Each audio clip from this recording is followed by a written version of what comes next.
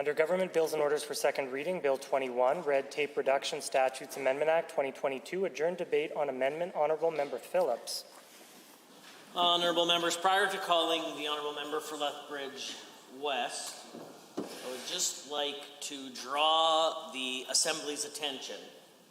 As I understand, there was some confusion this afternoon, and that is the last thing I would want here in the Assembly is confusion for anyone. Standing Order 32, I'm sure you're all very well aware, is the standing order that applies specifically to two divisions. Standing Order 32.4. When members have been called in for a division, there shall be no further debate, and despite Standing Order 13.7, a member must remain at the member's seat during the division. I know that during committee there was some to and fro about possibly voting from other locations. It is important that all members remain in their seat for the division. The Honourable Member for Lethbridge West. Thank you, Mr. Speaker. And so, you know, I concluded my remarks yesterday talking a little bit about the parks pieces of this legislation that I think are not broadly not supported by the public. Certainly, given what we know from public opinion polling, from just the very presence of thousands of lawn signs still on people's lawns, particularly in Calgary, and certainly the level of trust that this government enjoys, that is to say zero. Having said that, there are other pieces that are also problematic for managing public lands. There is no question that expanding the power of the minister to set out standards, directives, practices, codes, guidelines, objectives, or other rules on public land can certainly lead to situations where that delicate balance of managing public land, there is a thumb put on the scale by a minister's personal proclivities. And certainly that we see, you know, we have seen over the years a certain amount of distrust with the PCs around this, which is what led to quite a bit of lightning in the sky, Mr. Speaker, around the development of the South Saskatchewan Regional Plan. Certainly there was a great deal of worry among, you know, grazing leaseholders and others in terms of the balance between access to public land for leaseholders, that is to say, in particular, the grazing leases, and access for guide outfitters, for various hunting enterprises, and indeed even for the heretofore third rail in wildlife management and fish and wildlife policy, which is, of course, paid hunting. So there is no question that when the minister can only set standards for an existing regulation under Bill 21, the minister can use those tools for anything the minister can set regulations for. That expands their powers in public lands. And you know, not only will I say that this is problematic from a consultation perspective, given, as I referenced, the very delicate balance. In particular, the biggest balances are usually having to be struck between grazing leaseholder access. Certainly road allowance access is always an issue. Access for hunting is always an issue. And then access to public crown leases for gravel pits, and how that interacts with grazing leaseholders and others is almost always there's almost always 3 or 4 files burning that are of great deal of concern to rural MDs, municipal districts, or rural or even towns. Oftentimes, smaller towns will have concerns about how these issues are being handled as well. And so I want to issue a caution here for the House that if a minister was to take this too far, as certainly was the back in the day, the wild rose perception of the PCs taking some of these powers too far in the development of the South Saskatchewan Regional Plan and elsewhere, that it can cause quite a bit of public firestorm and public debate, and it can also interfere in a very delicate balance of people trying to make a living, right, with recreational pursuits. And in my mind, the right to make a living and that lease has to take precedence. So, if there's too many folks calling you up to get access to your land for hunting, then the right to graze your animals has to come first. And so it's for that reason that I would issue a caution on this Bill 21, Mr. Speaker. I mean, the other pieces of this bill are, so anodyne as to be soporific, quite frankly.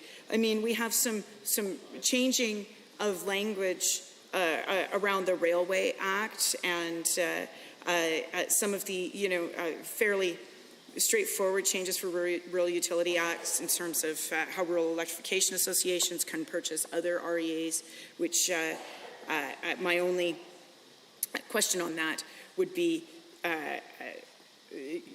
what was the scale and scope of the negotiations with REAs, but I suspect it was, this was something that they do not mind. But with that, I will conclude my comments. Honourable members, on Amendment REF 1. Are there others? I see the Honourable Member for Edmonton Manning. Well, thank you, Mr. Speaker, and it's an honour to rise and speak to this bill. I believe it's my first time, even though it may have been in the House for a while. And of course, we are speaking to the referral. And, I would like to support this amendment in the sense that, once again, we see a piece of legislation that has been introduced into the House that makes changes, substantial changes to a variety of different pieces of legislation without what I would say is appropriate consultation with many of the stakeholders that are being impacted by these pieces. Obviously, there are some major concerns that I see, even just quickly looking at these pieces of legislation and specifically to the changes that are being made through the Child, Youth and Family Enhancement Act.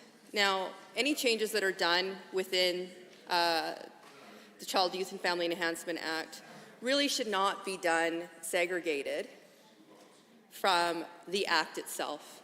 To do this in a piece of legislation that speaks to a variety of other pieces of legislation and not specifically to this Act, I think is a concern. And especially when we look at the fact that there are significant changes being made in removing of the maximum licensing requirements when it comes to our residential group homes and foster homes.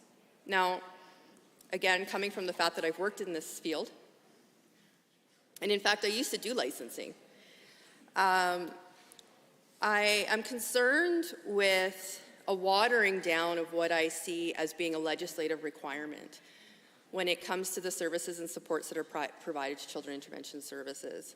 Now, there's a reason why there's a 1-year maximum on licenses. And the reason that those are done is because, of course, we want to ensure that whatever a child is placed in a placement, whether it be a group home or a foster home or even a kinship home, that those licenses that are being reviewed on an annual basis are being done to ensure the most safety and utmost safety of the children that are in those facilities. To see that there is now going to be a change that would put that in regulation removes the accountability of the director, who ultimately is the government, in ensuring that those legislative requirements are being followed. Now, this has been a very scary year for children in care, in the fact that we have seen an increase in the amount of children that have passed away in care, that have died in care. And I think when we see such an increase at a time when the government is watering down the requirements of safety and the basics, I guess, of providing care to children that are in intervention services, I think that there is a serious disconnect. That this government doesn't seem to understand that the very reason that these licenses are legislated, that there is a 1-year renewal requirement, is because of the very fact that we have to ensure that every foster home and every group home that a child is placed in is safe.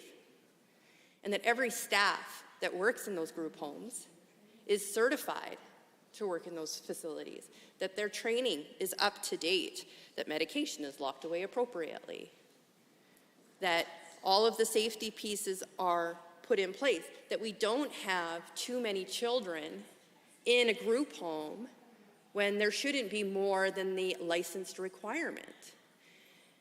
Even when we try to place siblings in many of these licensed facilities, and they have, let's say, already 3 children in their home, and they're only licensed for 4, the director has to approve an additional child to come into that foster home because of the fact that they may have to share a bedroom. They need to ensure that there's appropriate space, that there's enough bathrooms, that the backyard is fenced in. All of those things need to be in place to keep our children safe. It's pretty simple. And so when I see Section 2 of the Act being amended to remove the 1-year maximum requirement, it's concerning.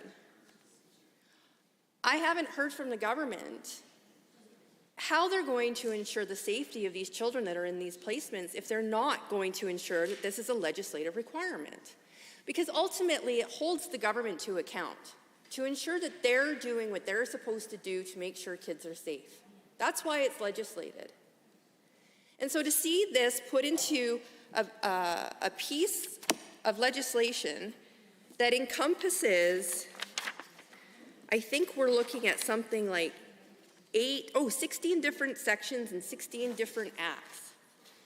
So 16 other pieces of legislation are being amended, while the government is trying to sneak in an amendment to the Child Youth and Family Enhancement Act.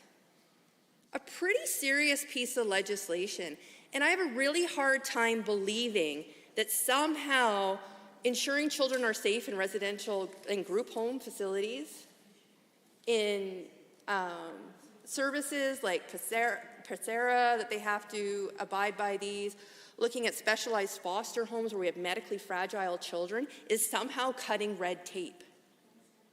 Keeping children safe, making sure that foster parents and staff are trained appropriately to work on or to understand the medical needs of a child who may have specialized needs is not red tape. And yet it's being stuck in a piece of legislation that has 16 other pieces of legislation in it. Pieces of legislation that are dealing with things like parks, and looking at pieces of legislation that are dealing with public transportation, like pieces of legislation that are looking at whether or not people should report whether or not an animal has an infection. How does that even correlate to the very, very important piece of legislation that keeps our kids safe? Why would the government choose to slide this in to a bill that's hundreds of pages? It doesn't make any sense. The other part about this too is that it also adds in that a foster parent, as a person, can appeal a decision on a renewal or alter a residential facility license. I'm not sure I understand where this is coming from. I would love the government to explain to me why we would be making sure that foster parents have the ability to appeal a decision on a license. There is a process that already exists within Children's Services, but I can tell you through the licensing process, it's pretty clear when someone doesn't pass their licensing, and there's pretty serious reasons as to why that would happen. So to be able to enable somehow now within this legislation a foster parent to be able to have an appeal process, I'm curious who the government spoke to that made that decision a priority for the government.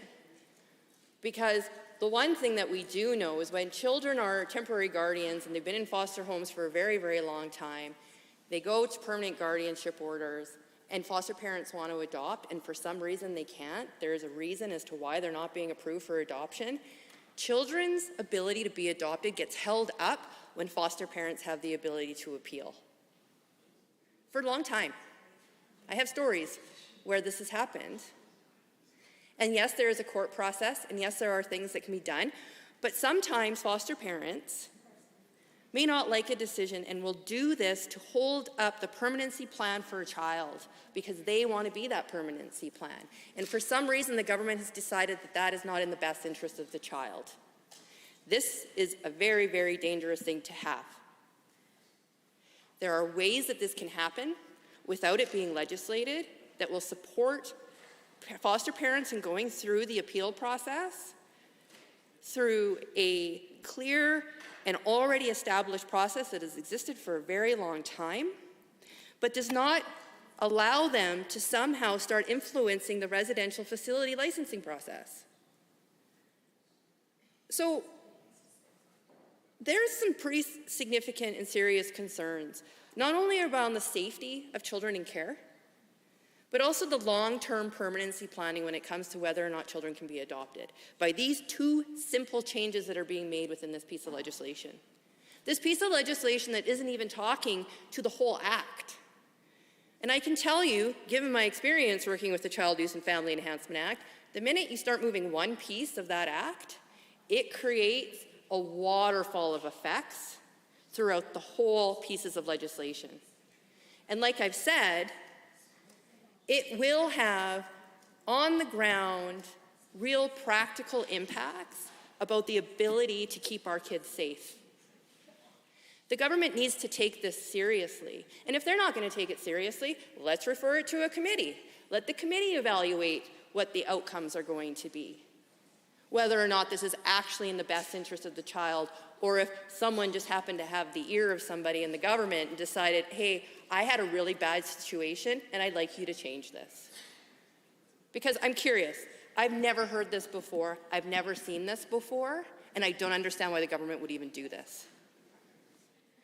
This government seriously needs to take the safety of our children seriously. I cannot believe, I've just looked at this, that the government would even consider removing the 1-year maximum on licenses. What is it going to be then? It's going to be stuffed in regulation. The government can just arbitrarily change their mind and decide. You get a 3-month license. You can have a 2-year license. It can be whatever you want it to be. That doesn't make any sense. And there's different levels of licensing. You know what I do know about licensing, Mr. Speaker, is that licensing also relates back to the support that is provided to foster parents and residential service providers. And what I mean by that is that the more experience you have as a foster parent, the more ability that you have to, let's say, take on a child with medical needs, the more financial assistance the government will give you to provide that. Because you need to have that expertise. You need to have that understanding to be able to do that. You need to be able to pay for classes and to be able to go do those things. You can be a level 1 foster parent, a level 2 foster parent, a level 3 foster parent, and a specialized foster parent. And where you are on the scale is how much support you get from the government. That's based on your license. So if you remove the licensing requirement, is that going to remove the financial assistance that is provided to our foster parents? Is that going to arbitrarily change the supports that this government decides to give foster parents because they will just arbitrarily change the licensing requirements? Because there is a direct financial correlation to this. And I'd love the government to help me understand that piece. I know they're great about their fiscal management and cutting supports when they possibly can, in any way they possibly can. And you know what? A really sneaky way of being able to do that would be to mess around with the licensing requirements in foster care. Right? Just make everybody a level 1 foster parent then. You don't need to be specialized. You don't need to understand medical needs. We're not going to compensate you for your expertise and for the fact that these children need extra support. We're going to all pay you the same. So that you can't access the education that you need, you can't get the medical support you need, pay for maybe the diapers that you need, or all of the medical formula that you need, because let's be honest, most foster parents pay out of pocket for most of the stuff that they provide to the children that live in their homes. They're not making money off of being foster parents. But they deserve to have the support in place. And if you're a level 3 foster parent or a specialized foster parent that takes children that need that extra support, you need that financial assistance to pay for their needs. So why change it? If it's in regulation, can you just change the financial formula as well? Will the supports being provided to children in care change with this piece? Because I can see that happening. I mean, we've seen it happen everywhere else. People with developmental disabilities, people who are on AISH, seniors, all of the people that provide on this government to ensure that they have some financial support have been impacted by the decisions made by this government. And this change can do that. It can take away the ability for licensing and the level of licensing that these foster parents have. It's a real concern. And I'll be honest, I don't trust this government, so I could see them doing this as a really easy, quiet way of messing around with the licensing requirements, which then would be the financial supports to kids in care, without anybody noticing, because of course now it won't be legislated, it will just be slid in through regulation. People should be concerned. I want skilled, educated foster parents supporting children in care. I want people working in group homes to have that knowledge and those expertise. And I want to know that every child that is placed in a licensed facility that has met the requirements, that the government has set and is accountable to holding in place. This government needs to ensure that happens, and if they're not, they better explain why it's not happening. Amendment REF1, are there others? Seeing none, I am prepared to call the question. On Amendment REF1, all those in favor, please say aye. Aye. Any opposed, please say no. No. In my opinion, the noes have it. That is defeated. Honourable members, we are on second reading of Bill 21. I see the Honourable Member for Edmonton Ellerslie. Let me just double check my debate sheet. The Honourable Member for Edmonton Ellerslie has the call. Thank you very much, Mr. Speaker, and thanks for double checking. I appreciate that. It's I imagine that you hear me speak so many times in this House that you were doubting there for a second. Oh, I thought he already spoke to this. But of course I have not, Mr. Speaker. So thank you very much for recognizing me and giving me the opportunity to now speak to Bill 21, Red Tape Reduction Statutes Amendment Act on the main bill. So one of the things that I left off saying while I was commenting on the bill during referral was that the Minister of Red Tape and the Minister of Education seemed to be at odds with what this particular bill was actually doing. It was quite interesting. It's like the left hand didn't know what the right hand was doing. And they were quite confused. So on the one hand, the Minister of Red Tape Reduction was claiming that private schools will no longer have to produce financial data, like what it collects in tuition fees, for example. And the Minister of Education was claiming loudly that this wasn't at all true, that audited statements, including tuition fees, would still be required. So it was confusing for a lot of people, and all the more confusing for all of Albertans. And then the government produced a media handout stating that tuition fee data would not be collected. But the amendments through this omnibus legislation and the associated private school regulation makes it quite clear that financial data will be reported. So we need to really know what's going on here when it comes to this. How does the minister responsible for this legislation not know what is in it, right? And it is precisely this diametrically opposing message from the government that causes Albertans to lose trust in the UCP.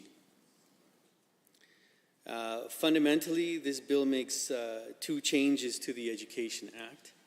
So as opposed to a broad enabling regulatory powers on private schools, it lays in extensive details on how private schools can be regulated. So because the list of areas covered here are so extensive, there is no real net impact on the private schools.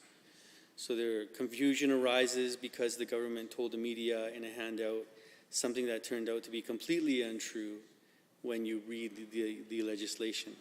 And it extends the timeline that school boards can spend non-capital reserves with ministerial approval from September 1st 2022 to September 1st of 2023.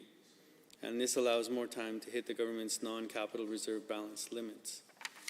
So this was one of the issues that, as far as I know, we still don't have clarity on. You know, we have had the Minister of Education get up and say, well, no, it's not going to do that. But we still don't know in terms of the media handout that was given out and what the Minister of Education is saying. I have yet to hear concrete information on which way it is, one or the other.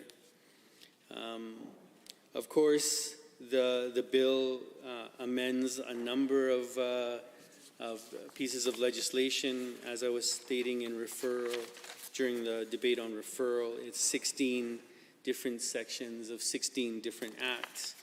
And one of those is Section 5 in the Health Statutes Amendment Act. So it makes a small amendment to the Health Statutes Amendment Act of 2021 to include and standards after regulations on one section of the Act. And so this is yet another example, Mr. Speaker, of how this government is taking legislation, moving it into regulation where they will not be held accountable for that inside of this legislature. And that was one of the main issues that I think that a number of us on this side of the House have. But as I was explaining last night, even in debate on referral, to me it's perplexing. To me it's perplexing because this is a way that we weaken our democracy instead of strengthening it. I could understand that there needs to be regulations on certain pieces of legislation. That is not the issue. That's not the debate here. The issue is that so many pieces of legislation that we've had presented in this House by the UCP have this dominant trait, I would say, that most of what actually needs to be decided, most of how will impact Albertans' lives, most of the decision-making that will actually end up not only impacting people now, but well into the future for generations to come, is being put into regulation. And it's not even being debated inside of this House. And that's the real issue. Because, I mean, the reason why we have this entity, this body, is so that these issues can be debated. And again, this is yet another example of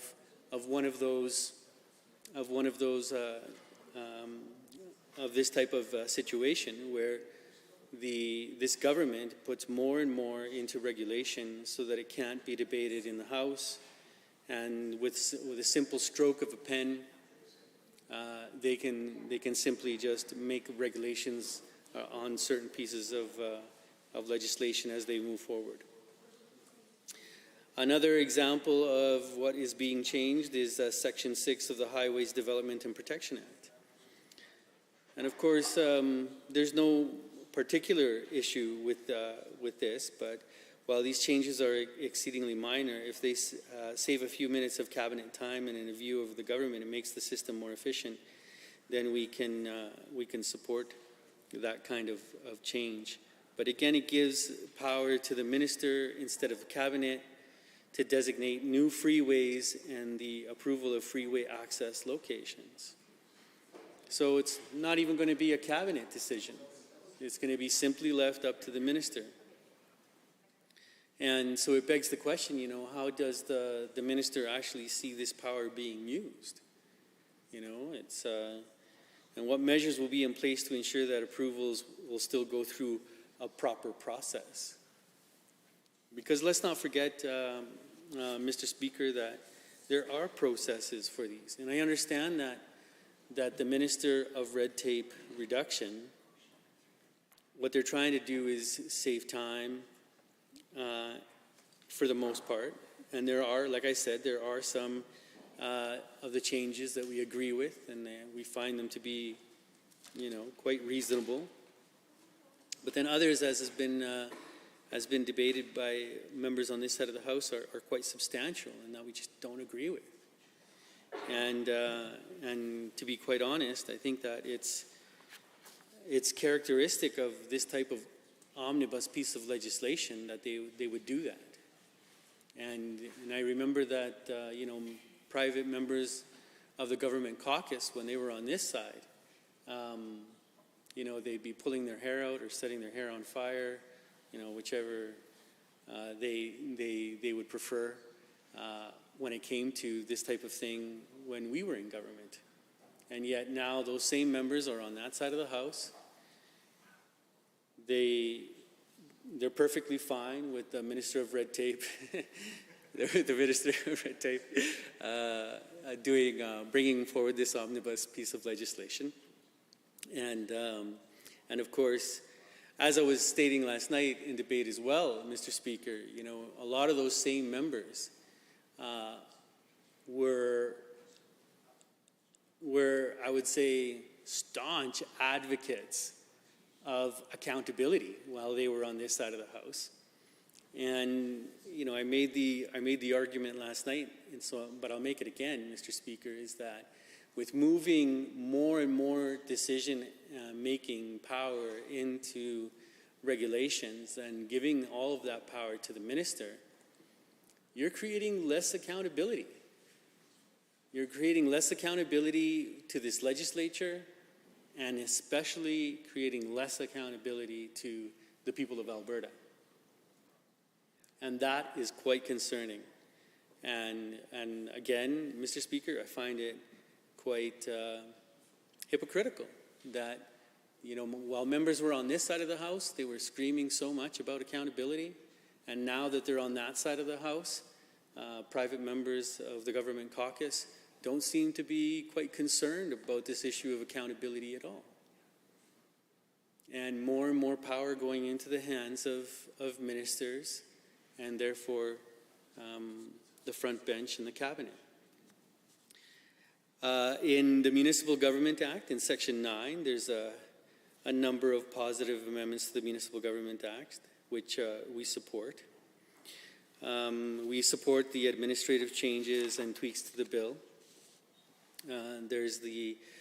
While the changes to the MGA make a non-trivial portion of the red tape reduction, they are mostly administrative. So, for example, specifying how electronic records can be used, or how public meetings are called, or how many councillors a municipality must have, or that the minister may approve changes to CRL bylaws, which would have to be approved by the city as opposed to cabinet. And as a practical matter, the most substantive matter here takes up the least amount of legislative space. So amendments would enable municipalities to cooperate and establish one business license for multiple municipalities. And this is actually a really good change. I've heard from a number of business owners that this is an issue that for them they found concerning. So I'm glad that the government was actually able to make that change. Another section, Section 10 of the Pharmacy and Drug Act, Subsection 4 gives the Alberta College of Pharmacy the power to develop their own standards and enforce them on matters related to pharmacies instead of being addressed through government regulation. And some of these matters include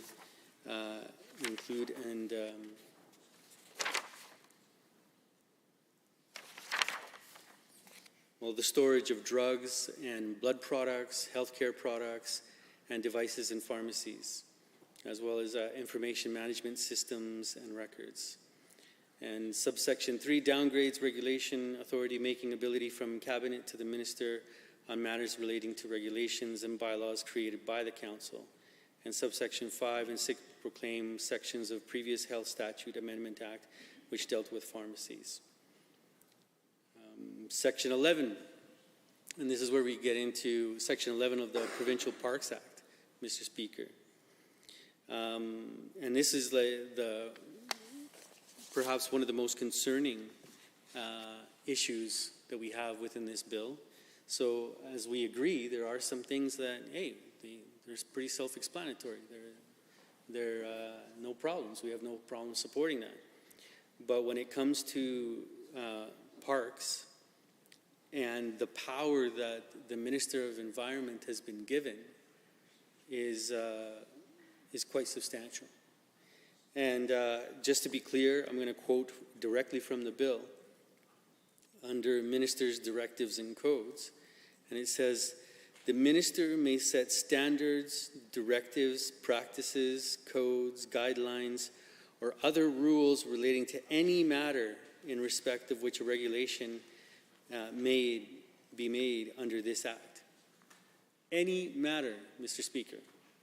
And that is standards, directives, practice, codes, guidelines, or other rules to any matter. So one could easily interpret this as basically the minister can do anything that the minister wants to do when it comes to this particular piece of legislation. And that's a lot of power to put into the hands of just one individual, I would say. Is there any going to be a way is there going to be a check and balance for this in any way?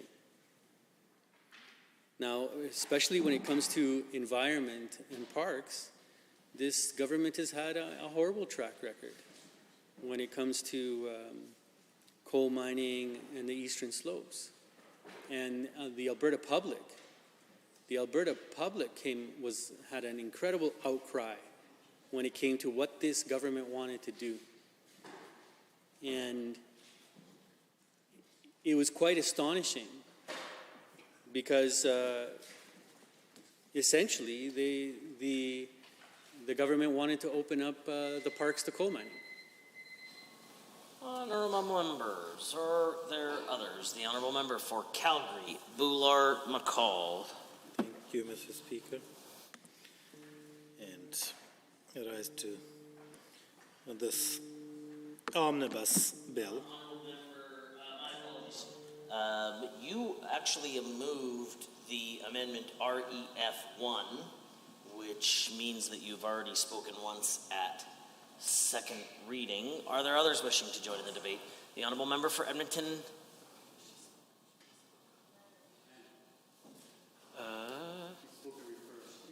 She spoke on the referral. Pardon me? Okay. The Honourable Member for Edmonton Manning. Thank you, Mr. Speaker. Yeah, I don't think I've had actually an opportunity to speak to any of the Bill 21 in any of the readings, so I'm excited to stand up and speak about what, again, as I was earlier saying to the referral amendment, just seems to be a bill that just keeps going and going and going on a variety of different things. The one thing that and I'm sure my colleagues have mentioned this in the past through this debate, is that even on page 1 of this bill, when it comes to the Animal Health Act, there are some changes that are being made when it comes to the reporting of potential diseases in livestock. Now, I'm not quite sure, and maybe I missed this, maybe the minister did speak to this at some point,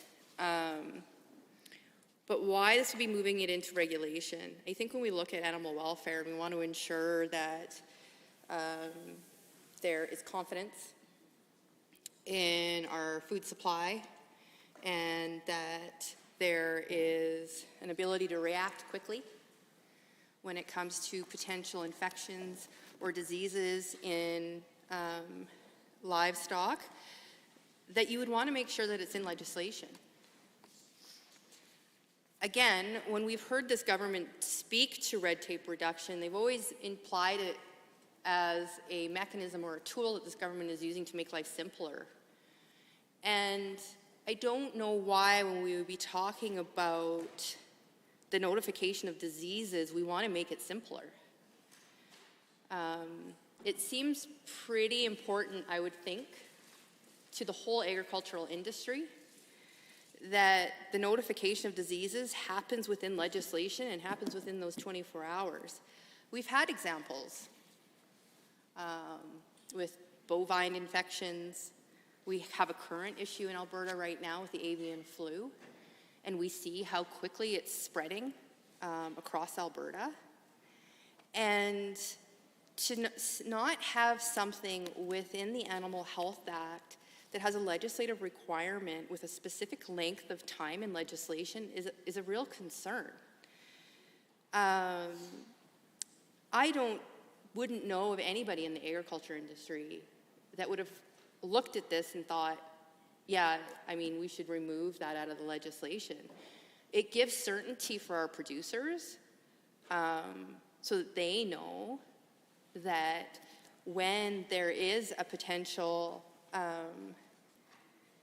like a disease within whether it be a flock or a livestock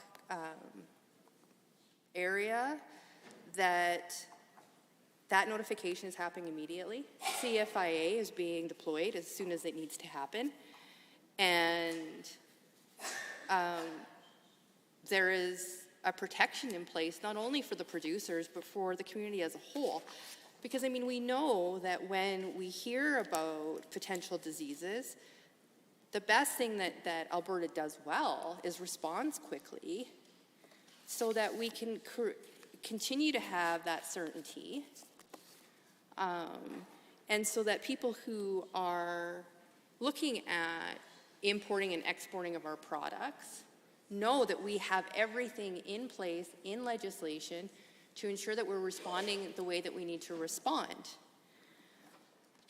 I think that by removing this out of legislation and turning it into a regulation, it could give an opportunity for individuals that don't want to import our product to use it as an excuse to say that we're not actually protecting our agriculture industry the way that we should. We're weakening the protection.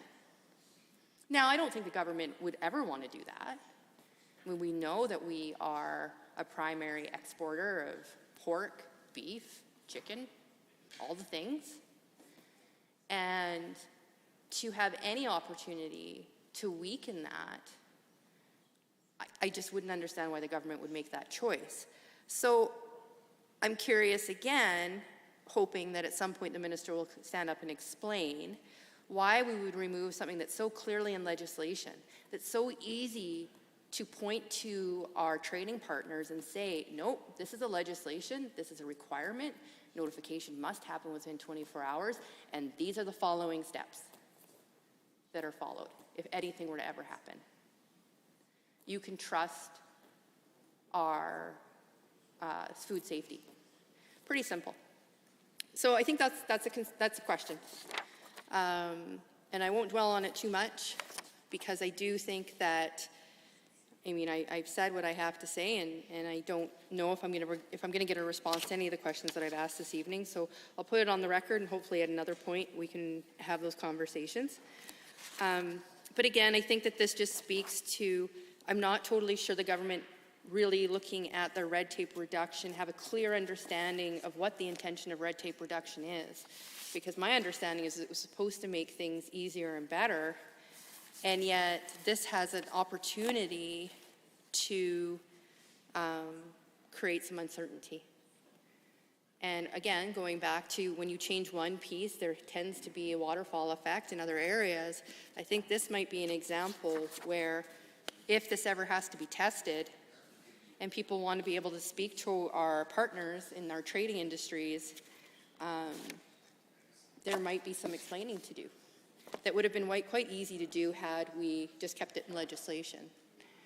So with that, I think I will close my remarks and sit back down. Are there others? I am prepared to call on the minister to close debate. Honourable members, having heard the motion as proposed by the Honourable Minister for red tape reduction, second reading of Bill 21, Red Tape Reduction Statutes Amendment Act 2022. All those in favour of the motion, please say aye. Aye. Any opposed, please say no. No. In my opinion, the ayes have it. That motion is carried and so ordered. Bill 21, Red Tape Reduction Statutes Amendment Act 2022 is now read a second time. Under Government Bills and Orders for second reading, Bill 23, Professional Governance Act, debate adjourned. Ms. Renaud speaking. Honourable members, before the Assembly is Bill 23. The Honourable Member for Edmonton, Rutherford. Thank you, Mr. Speaker. I appreciate the opportunity to speak to this bill. My first chance to do so. And I must say that on review of this bill, I'm concerned that the bill has even arrived at the House. Don't think it was ready for prime time. And I think that very concerned about what I'm seeing here.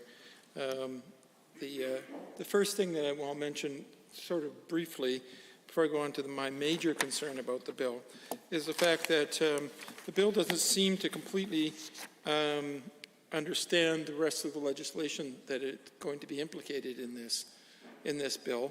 And I guess my primary example is that there are a number of different pieces of legislation that will affect these PROs, the professional regulatory organizations. And each of those pieces of legislation have different requirements around reporting of disciplinary or other kinds of decisions that are made within the organization with regard to their own members. And this bill just complicates the issue and does not provide clarity to the PROs, those organizations, to know what they have to do in the end, because the bill doesn't explicitly say it. It is eliminating rules from some of the other regulations. So, for example, in this particular bill, it indicates that for decisions that are made by the organization with regard to their members, that there is 120 days made for the decision to be made and for the participants to be informed of the decision, which is, fine, I guess. I might want to go back and talk to the organizations to find out if that is an appropriate amount of time, because I understand the government did not go back to those organizations to have that conversation. But it also is problematic because many of these organizations will be responsible to other acts. For example, the Labour Mobility Act, which we just passed in this House not that long ago, had in it a number of very explicit rules around some of the decisions that are made. And I remember talking about that in the House at the time, and about whether or not the length of time for these decisions was appropriate. And so in the Labour Mobility Act, for example, it indicates that the organization has 10 days to acknowledge an application. So that already is one that is not explicitly mentioned in this act, but I guess could fit within that act without conflict at that point. However, the second piece is that a decision needs to be made 20 days after that fact. And that is in direct contradiction to the 120 days that's in this act. So we know right away that a PRO, a professional regulatory organization, will be responsible under two different acts to make a reporting decision on two different dates. One of them being on 120 days, the other one being on 20 days. A huge difference of more than 3 months. And so I just really don't think we can pass this in all fairness.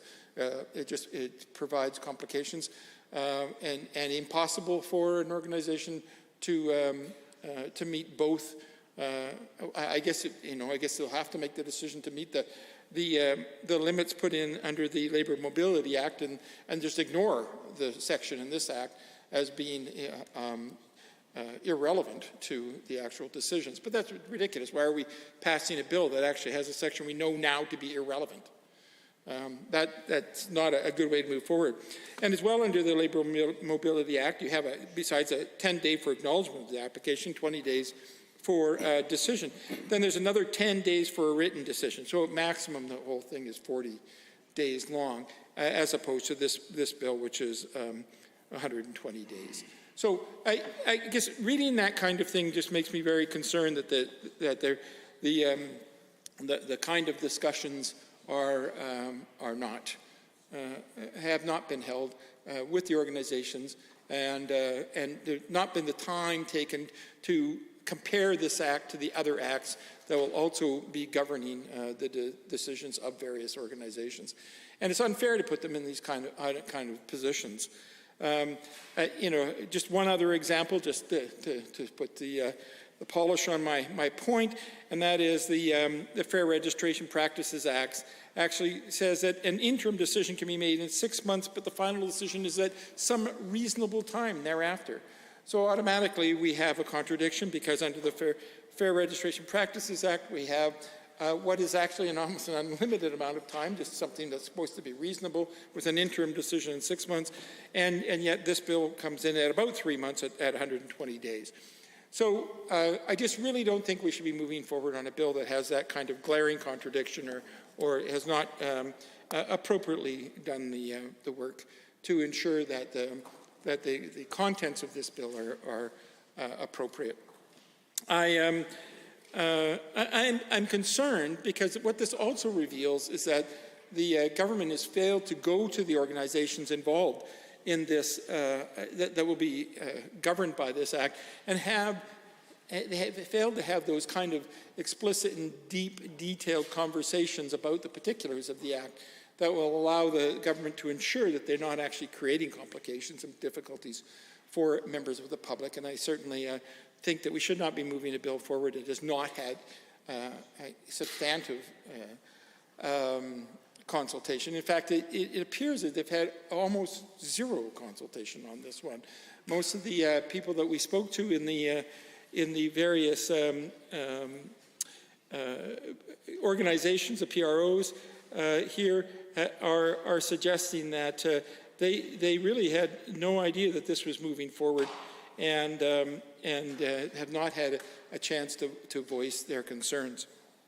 And so I think this is a problem. I'm not sure why the government is making a decision to move ahead without the appropriate consultation. There's a number of very significant organizations on our list. I think we have 16, 17 organizations, and they govern literally thousands of Albertans in very significant professions. So I think that we should be taking the time. So I'm very disappointed to see the government has brought this one forward. But using the rest of my time now, I want to speak about the fact that there is a very big problem in this bill, and one that I think that we really need to go back and have a conversation about, because as with many of the UCP bills that have been brought into this House, we see a pulling in of power. And I've had this conversation before in this House, a pulling in of power from the citizens of the province of Alberta back into the minister's office, and decisions being made behind closed doors where we do not have the record of conversation and the advice that happens in cabinet. And so we have literally a situation where instead of being governed by your peers in these various organizations, you're being governed with no transparency by somebody with no accountability to the decisions that you're making. And I think that that's really problematic. We've seen this time and time again with this government, and I don't know why they would want to put all this power in the minister's hands every single time. We had this conversation about the environment minister earlier today, getting powers to just make decisions that previously were made in a more transparent and a public-oriented way. And again, we have the same thing happening. And it isn't like the powers that the minister is making are sort of somehow supportive powers or powers that would be minimal or related only to legislative aspects. They're actually to the very details of the running of the everyday functioning of these organizations. In fact, this bill allows the minister the power to determine everything from the scope of the organization to the explicit details of the bylaws of how this organization will function and how it will govern and influence the behaviors and practices of the members of the organization. And in fact, this bill will allow the minister, without due transparency, without consultation with the members, to actually either create or dissolve these organizations. And why the government would want the minister to have that explicit power without any kind of conversation about why and how this should be happening in a public forum is very disconcerting to me. I'm not sure what has happened in the past that has made the government feel that this is a necessary stealing of power from the citizens of this province and moving it into the hands of one single individual in the government. Now, many of these organizations have been around in this province for dozens and decades, dozens of years and decades,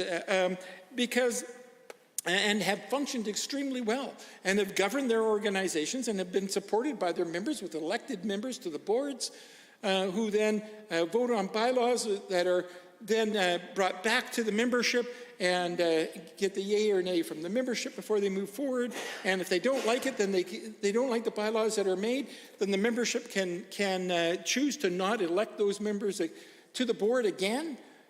So there was a democratic process in place for the construction of all of the aspects of these organizations, these PROs. And that democratic process is one that we know in our society is the best way for us to move forward. We certainly, in this House, believe in a democratic process and believe that we should be moving forward in that manner. And yet this government has just subverted that kind of democracy.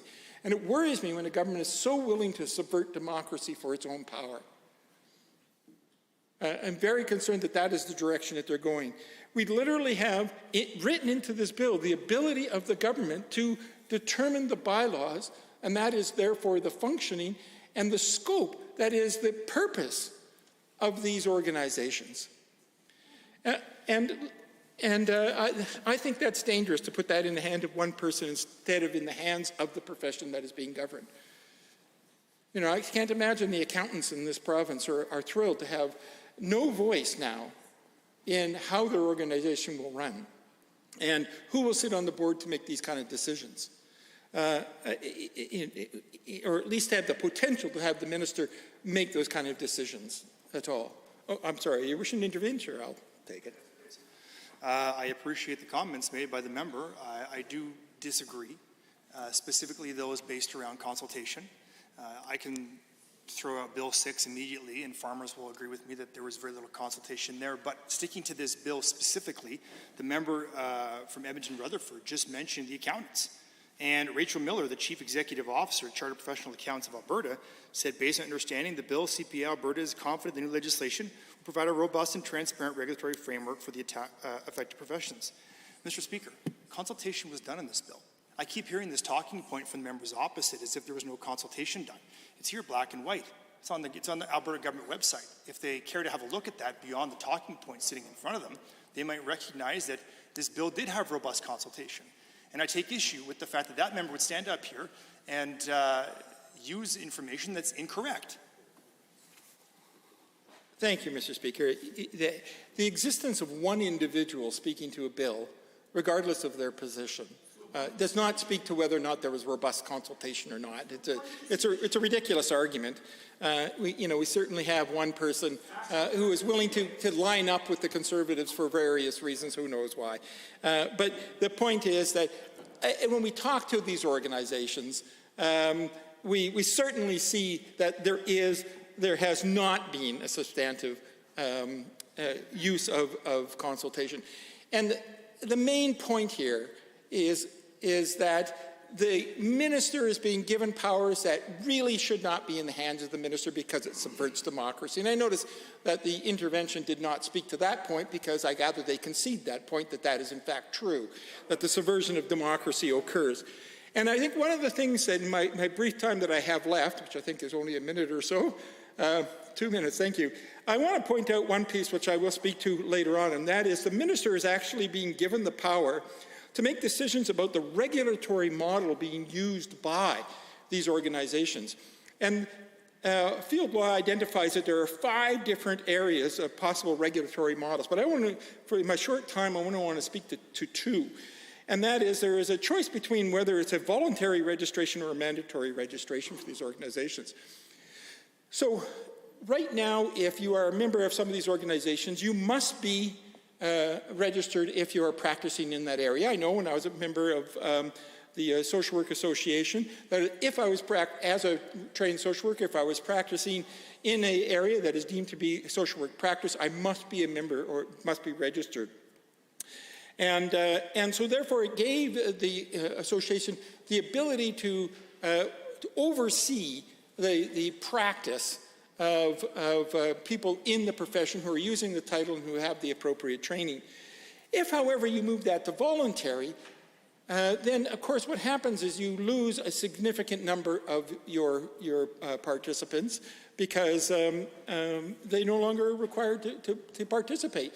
And that can be a very concerning thing. And we are now in this bill actually giving the minister the ability to undermine the power of these organizations to go from being mandatory to being voluntary. And I can tell you, I'm sure I know the reason for that. It's because when it is mandatory, more people participate, more money in the organizations, and they have more power to influence civic democracy.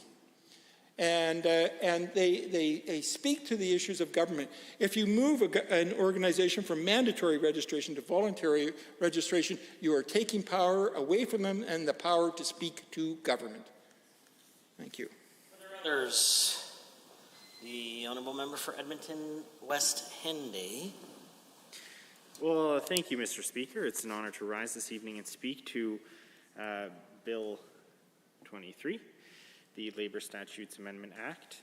I appreciated the comments from the member before me, the member from Edmonton Rutherford, and likely will have some similar comments on this legislation. As I'm trying to think back in my time in this House with the particular member, I'm not sure if I've ever voted differently than that member has, so I'm not necessarily seeing that to be the case this time around either, Mr. Speaker. Very insightful and passionate and knowledgeable member. A few things that I want to touch on. First of all is it's interesting with the, I would say lack of consultation, but the consultation process that this government undertook, and from what I can tell, even when the technical discussions happened between the department and the opposition caucus, that there was an acknowledgement that there wasn't a broad consultation process that took place to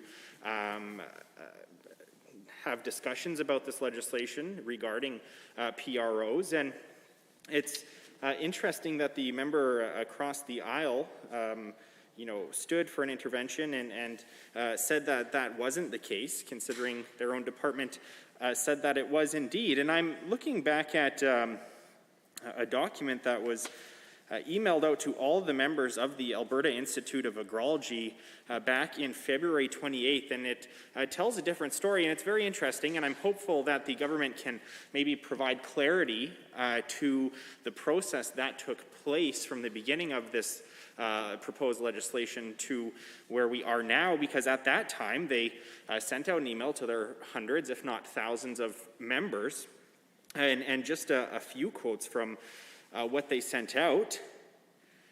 Quote, "This legislation has been drafted in secret without any consultation. No PRO knows how it will affect their operations.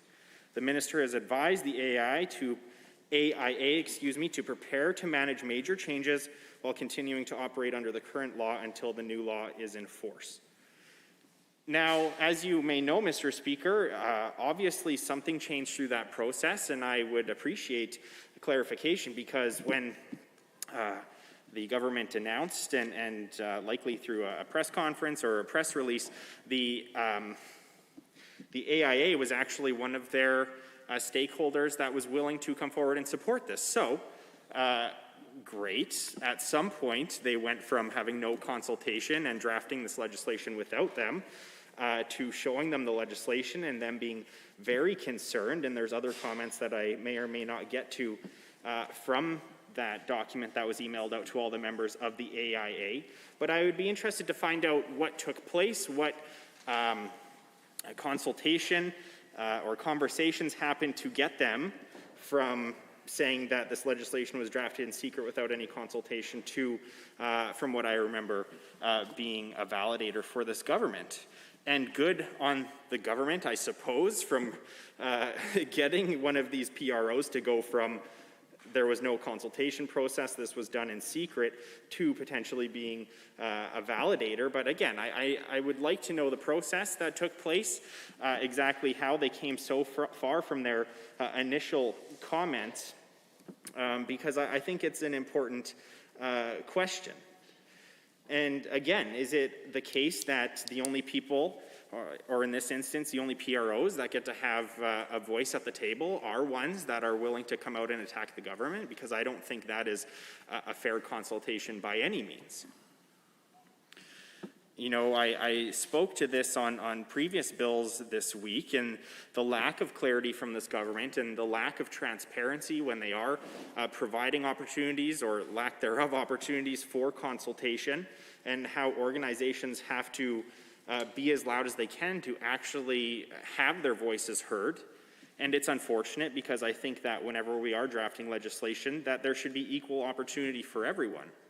No organization or president of an association or other example should have to necessarily put their name on the line or put their organizations out in the firing line, I guess, for lack of better terms, just to have their voice heard. But that seems far too often what happens under this government. And I hear that again and again from organizations that are affected by legislation that this government puts forward, that either there is multiple changes that this government are proposing, and potentially they don't have time to necessarily identify all the problems with one issue or one piece of legislation because they have bigger problems with another piece of legislation, or they're simply afraid to come out against this government because they have seen a pattern of vindictiveness from this government. And it's truly unfortunate, because whether it's on the changes that we're seeing here in Bill 23, the Labor Statutes Amendment Act, or any other piece of legislation, every Albertan and every organization that is being affected by legislative changes that are being proposed by the government and by this House should have equal opportunity. It shouldn't matter necessarily how much money their organization has, or how close of a friendship they have with the Premier, or how many memberships they were able to help the Premier sell. It should be that everyone has an equal voice in the consultation when we're talking about proposing changes to legislation.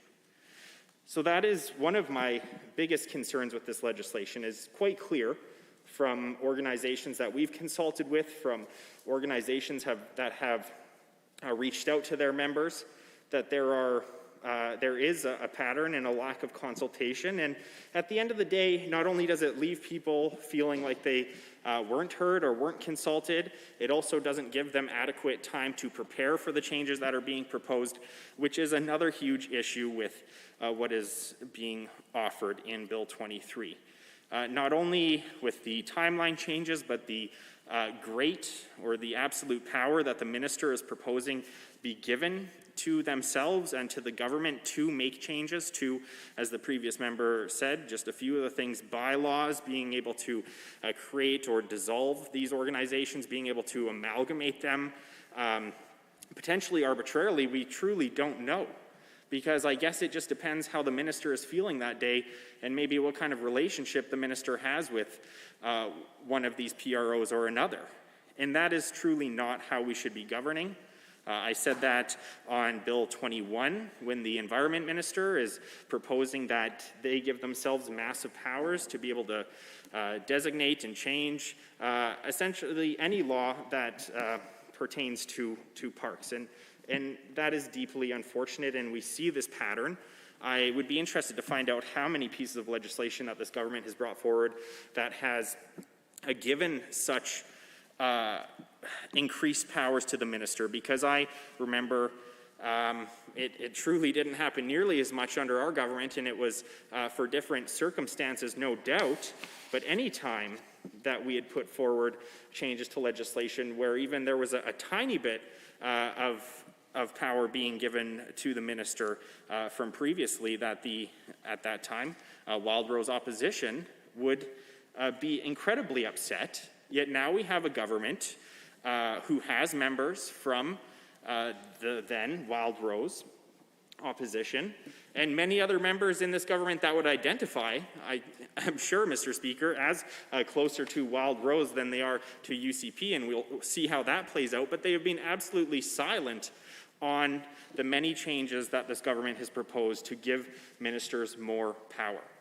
And that's fine. Well, it's not fine, Mr. Speaker. It's fine for those members now as they sit in government, but I imagine that in the future, if the government changes, that they are going to be concerned with the amount of power that they have given ministers under their own watch, because we are allowing those ministers to make changes without coming to this legislature. And I raised the point, and I will raise it again, regarding Bill 10 and the changes that the health minister, I believe at the time, but a minister was proposing to give the government the ability to change laws without coming before this House.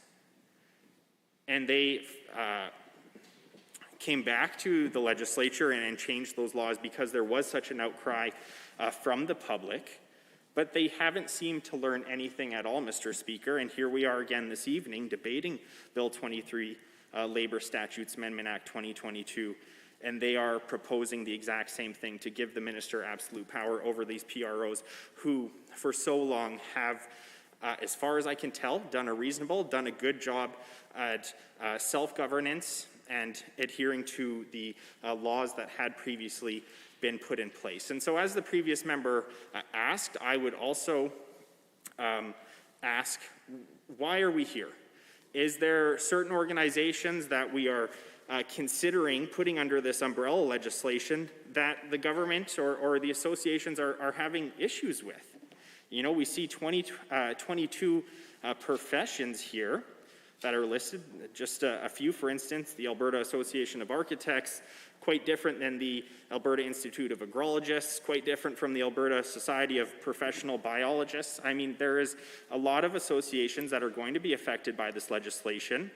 And again, we have a government and a minister that's talking about potentially giving themselves the power to amalgamate some of these associations. I imagine that's the last thing that these organizations want to see. They have quite different roles within the industry, and so I'm sure they are concerned about that.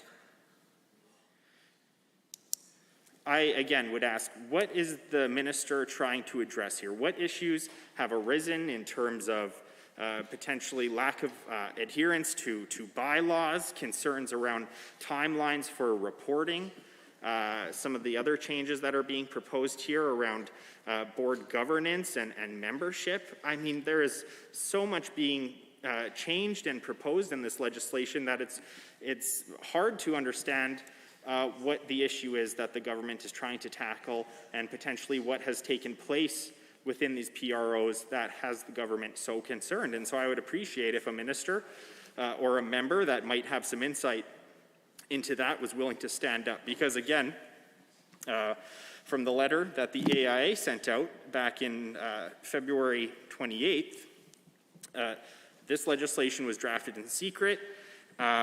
You know, there is, this isn't a direct quote, but it's quite clear that there are major concerns about the lack of inclusion during the consultation process, the lack of clarity around what the bylaws might look like after the fact. And we see this again and again from this government, that they put forward sweeping changes to legislation, and not only are they providing information that the minister is going to have so much more power through the legislation, but they're also asking Albertans and asking these associations and organizations to trust them that they are going to get the regulations right.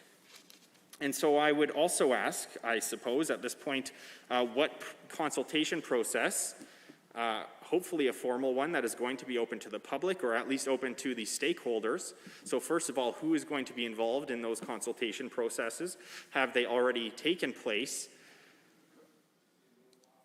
And if it is going to be made available to the general public to have their say on that. And so hopefully we can get some answers on that. And finally, Mr. Speaker, if I might ask how much time I have left. Perfect. Thank you, Mr. Speaker.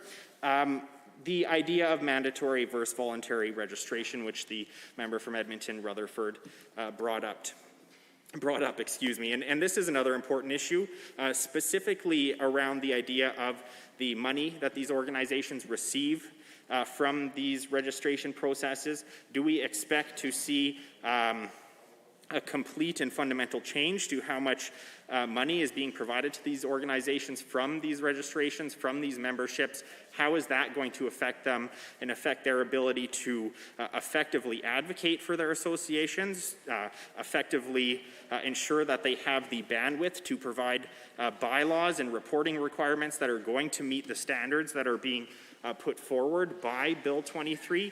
There is so many questions. It seems that the government is putting a lot of pressure on these organizations to adhere to regulations that they haven't even seen, and at the same time potentially clawing back thousands and thousands of dollars from these organizations. So I think that they might expect to have answers about how they are going to afford the changes that they are being asked to make. And so with that, Mr. Speaker, I have major concerns with Bill 23. I think that this needs to go back to the drawing board because it's quite clear that this government has not done the proper amount of consultation, and that very likely many of these organizations are going to be concerned about the amount of power that this minister and this government is trying to give themselves through this legislation. Thank you. Others? The Honourable Member for Calgary, Boular-McCall. Thank you, Mr. Speaker. I rise to speak to Bill 23. Well, Mr. Speaker, we support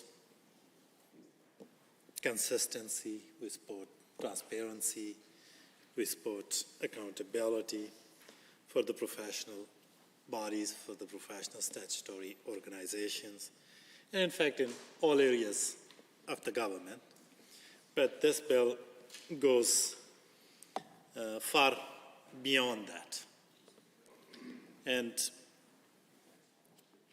if the government was really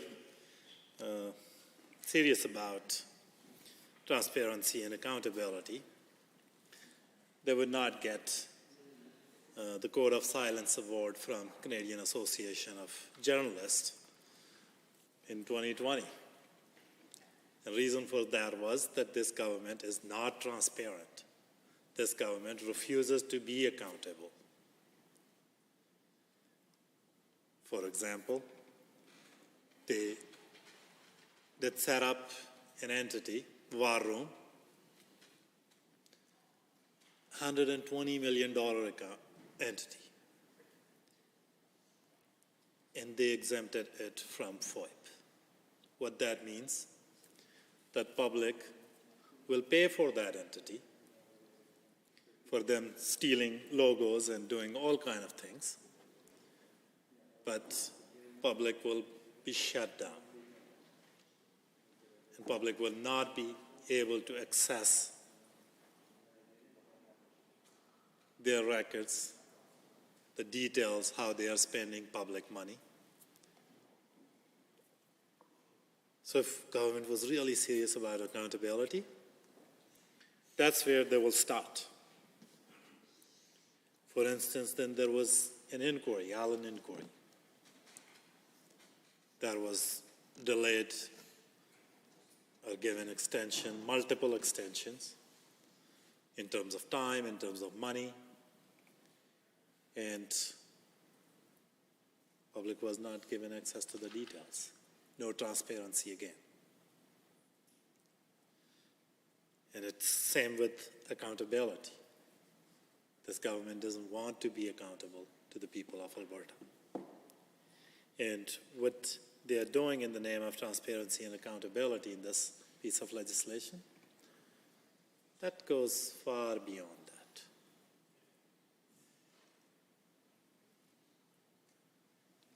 And if we agree to these changes,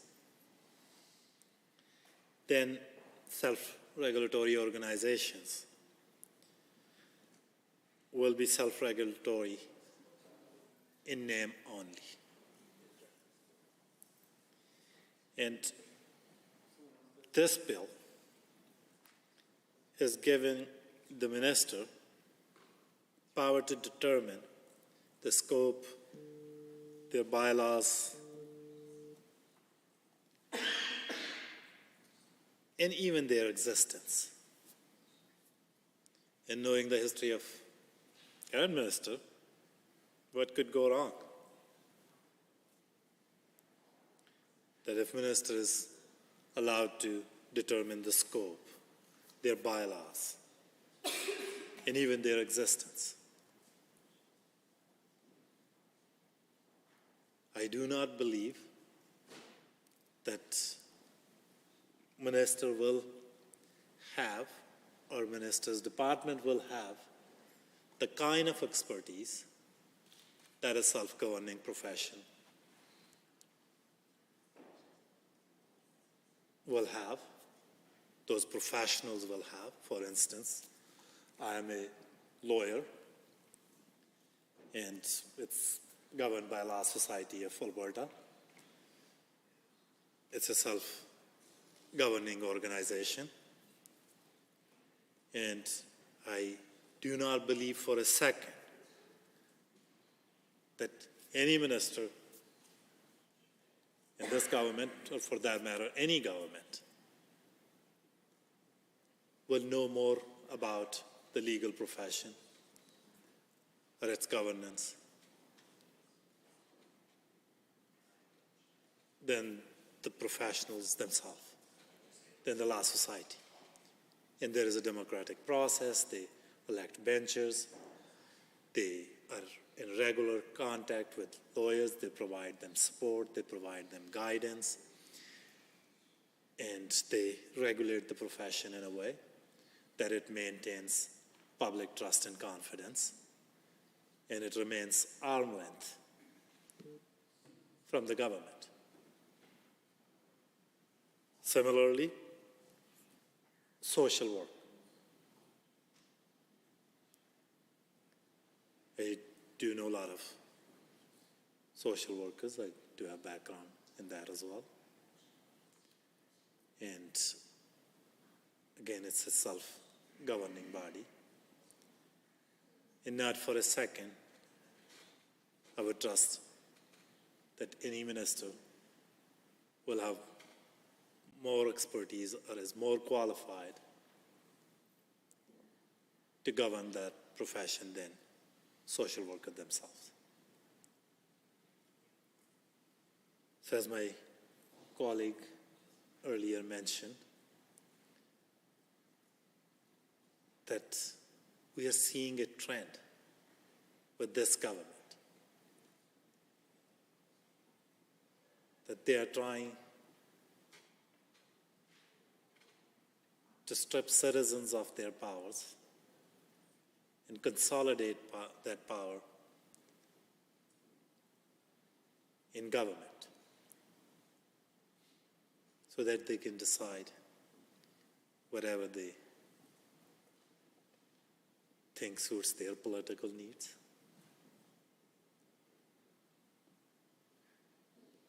And that's unacceptable. That is unacceptable. For instance, in this case, Minister of Labor, previously Minister of Justice, he was caught interfering in the administration of justice.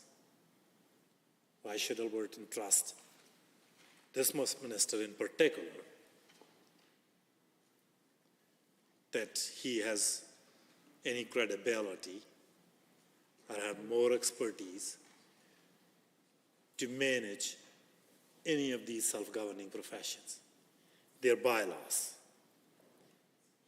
their scope, or even their existence? I do not believe that Albertan will trust this government, this minister,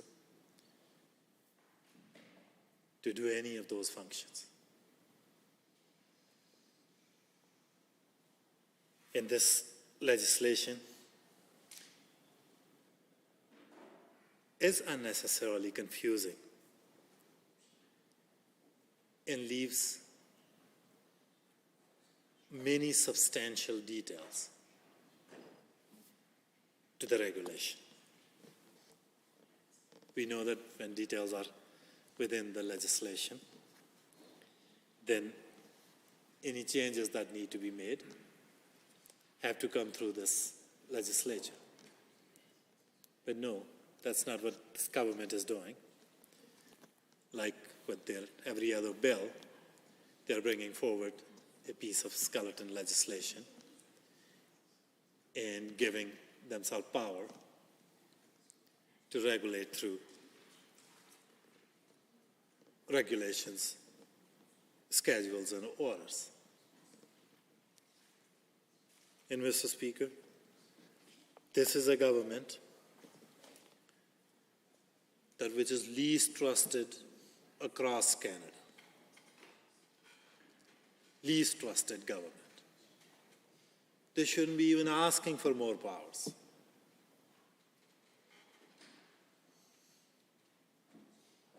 Albertans can't wait to strip them of the power they already have. And here, government is asking power to manage and regulate self-regulating professions.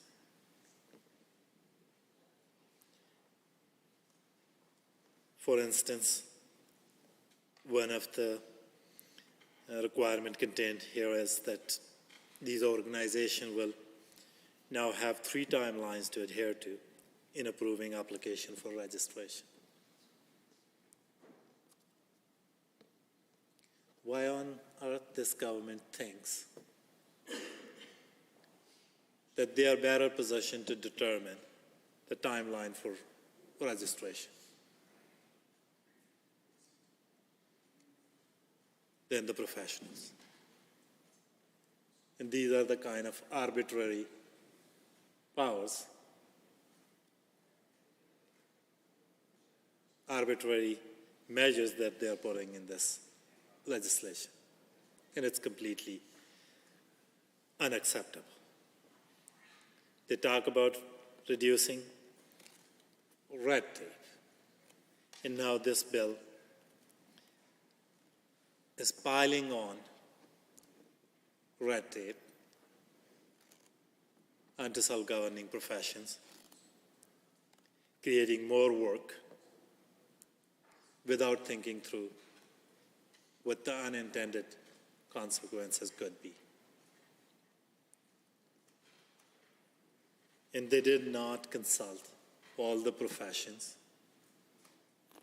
that are impacted by this piece of legislation. They did not consult them. They can read one quote,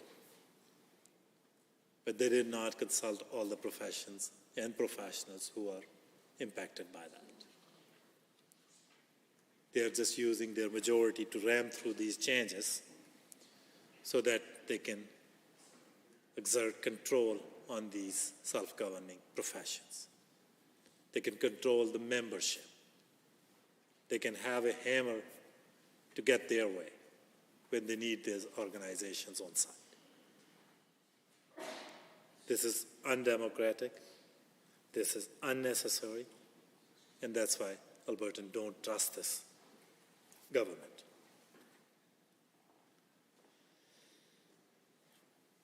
And also,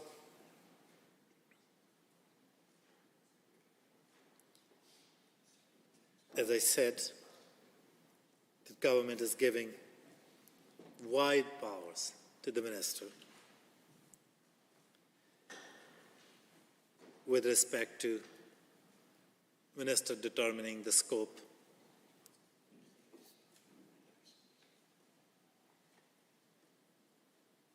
of some governing body. I think it would be nice that if minister would get up, list all the organizations that are impacted, and talk about the consultation that minister had, or this government had, with every single one of the organizations that are impacted by this piece of legislation. It will be nice to know that if government has reached out to any of these professionals who are impacted by these changes.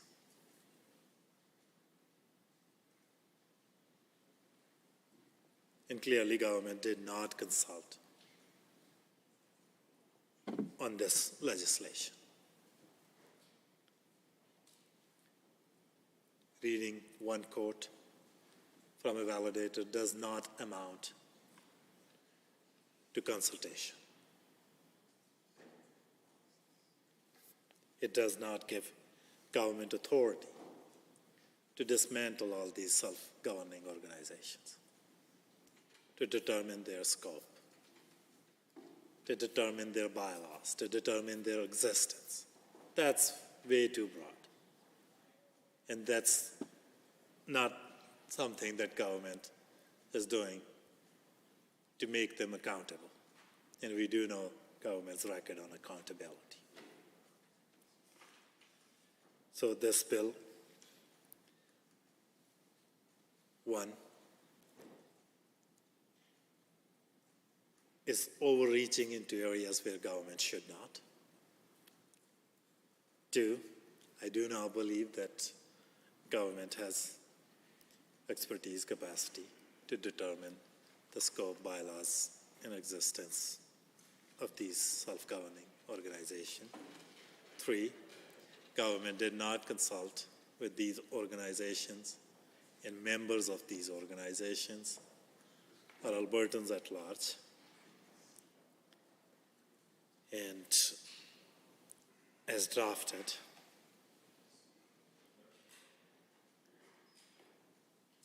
this bill is unacceptable. Are there others to join the debate on Bill 23? Seeing none. Honourable members. The Honourable Minister of Labour and Immigration has moved second reading of Bill 23, the Professional Governance Act. Does the Assembly agree to the motion for second reading? All those in favour, please say aye. Aye. Any opposed, please say no. No. That is carried. Bill 23, Professional Governance Act, is now read a second time. Under Government Bills and Orders for third reading, Bill 22, Electricity Statutes, Modernizing Alberta's Electricity Grid, Amendment Act 2022, the Honourable Mr. Nally. The Honourable Member for West Yellowhead. Thank you, Madam Speaker. On behalf of the Associate Minister of Natural Gas and Electricity, it is my honour to rise today to move that Bill 22, the Electricity Statutes, Modernizing Alberta's Electricity Grid Amendment Act 2022, be read a third time. I want to start by acknowledging the Associate Minister of Natural Gas and Electricity.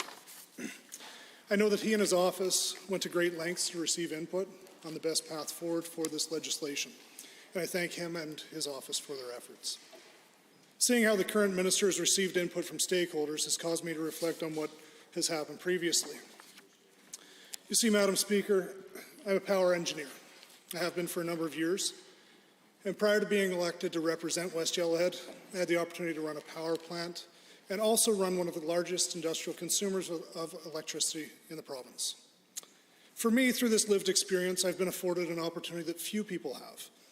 I have personally witnessed both how the generation side and the industrial consumer side of the electricity market works. I've learned how decisions around the electricity market can impact people personally, impact industry, lead to whether companies move forward with investment decisions, and even lead to job gains or losses in our communities. After I became the candidate for the UCP, I was at an event one evening in a community and met an organization traveling the province to talk about electricity. I asked about their organization, and they told me they were part of a quote-unquote think tank that was going into communities telling them why the path forward with the electricity market made sense. And Madam Speaker, this was before the election in 2019. It was during a time where, as someone working in industry, I was painfully aware of the changes that were happening under the previous government. I was very much aware of the devastation that was being caused that would lead to job losses, higher electricity prices, and the electricity grid being subjected to massive instability. You know, like we hear about in certain states that are subjected to brownouts and blackouts. So my response to the young lady who told me that the path forward made sense was simply, oh, you get paid to go around the province and lie to people. We then did have a great discussion about electricity and the market and what the best path forward would and should be, including the need for industry to succeed so they can help other consumers pay for the infrastructure necessary, electricity storage for renewable energies, and an open, competitive market that is driven by investor confidence rather than massive subsidies to companies who otherwise wouldn't be viable. Our discussion also covered the importance of electricity to be reliable and affordable. In fact, I believe that we got to a point where we both agreed that an ideologically driven electricity market was less important than a reliable and affordable market. After the election, I took a keen interest in what our path forward for the electricity market would be. Along with consumers and industries around the province, I was relieved that we stayed with an energy-only market. I was thankful that we started having conversations about the massive costs for consumers relative to building infrastructure to transmit electricity from one side of the province to the other. I was grateful that the minister was focused on weighing out all decisions to ensure that the potential impacts are realized, weighed out, and mitigated prior to making massive changes. If only that approach had been taken previously. Perhaps our ratepayers wouldn't be on the hook for $7.5 billion of transmission line, over $1 billion of repayment to the balancing pool, hundreds of millions of dollars of subsidies and corporate welfare for coal-fired plants to retrofit to natural gas, based on an ideological agenda rather than advancing technology around carbon capture and fly ash mitigation. Oddly enough, the same government that was creating such a mess of the electricity market came to a realization that their decisions were having a massive negative impact with grid instability and drastically increasing costs, and decided to, rather than stopping their agenda, or actually stopping to ask for advice or even listen to concerns, slap a price cap on electricity. Now, I know we have heard from the opposition members that this price cap was the right thing to do, but I want to highlight a couple of things about the price cap. First and foremost, the price cap was not indefinite. It was set to expire at the end of December in 2022. That's right, Madam Speaker, they set the cap to expire as Alberta entered an election year. They didn't reverse course on horrible, uneducated, ideological decisions that they knew would increase costs exponentially for Alberta households and industries. No, they decided to instead cap the price and then try to use it for political gain down the road. Secondly, the price cap wasn't real. You see, even after the price cap was instituted in the first year, the price was above the cap. So the former government stole money out of the taxpayer pocket to pay for corporations for the price above the cap. This sort of magic trick to fool the ratepayer and increase taxation for the taxpayer, for me, Madam Speaker, is not only disingenuous, it's downright disgusting. All they had to do was change course. Nevertheless, Madam Speaker, I am thankful that our government and our Associate Minister of Electricity has chosen to engage with the public, to engage with industry, to engage with the groups that run our electricity market. I'm grateful that the government is considering the impact of decisions being made now on how it impacts the province now and for the future. Madam Speaker, I can go on and on about the benefits of modernizing Alberta's electricity grid, but at the end of the day, the fact remains that our government listened to what Albertans wanted and is now implementing initiatives to meet the growing needs of consumers, create a low-carbon future through investment from industry, and reduce the harm done by costly subsidies from Alberta taxpayers. Given recent events, this was not a decision that came lightly. This legislation was developed with input from a wide range of stakeholders and consumer groups. It builds off legislation tabled last year. Bill 22 will enable electricity generation for unlimited self-supply with export, an incentive for new investment in the province. It will establish a distribution planning framework. This framework will help Alberta plan for the growing and changing consumer demands of tomorrow, including electric vehicles, renewable power sources, emerging technologies, and other distributed energy resources. We need to act now to make long-term changes central to our province's prosperous future. With that, Madam Speaker, I'm proud to support this legislation and look forward to continuing to hear how the Associate Minister will move our province forward to correct the damage that was done previously and make Alberta a place where affordable, reliable energy is expected for households, communities, and industries moving forward. Thank you. Are there others who want to join the debate on Bill 22? The Honourable Member for Lethbridge West. Thank you, Madam Speaker, and it's my pleasure to rise and provide some additional comments at this stage of debate of Bill 22. I think it's fair to say that we've had a chance to review this legislation because we had a chance to review it last fall. as well when it was initially introduced.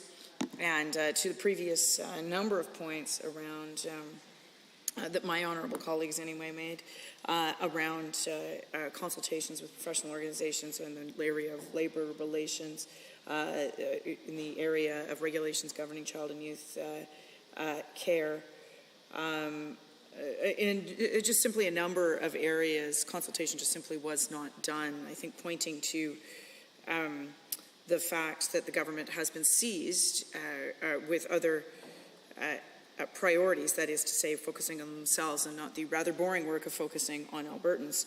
It's almost as if we are not important enough, that we're, this matter of making good legislation for Albertans and talking to them and making sure that the legislation is solving problems that Albertans understand that they have, is not as interesting to the governing party as the palace intrigue that seems to grip much of their attention. And so we came to a spot where the consultation was not completed, and the government rightfully understood that last fall when this bill was first introduced, and we are glad to see that piece of work finally has, albeit late, been completed, and here we are at third stage.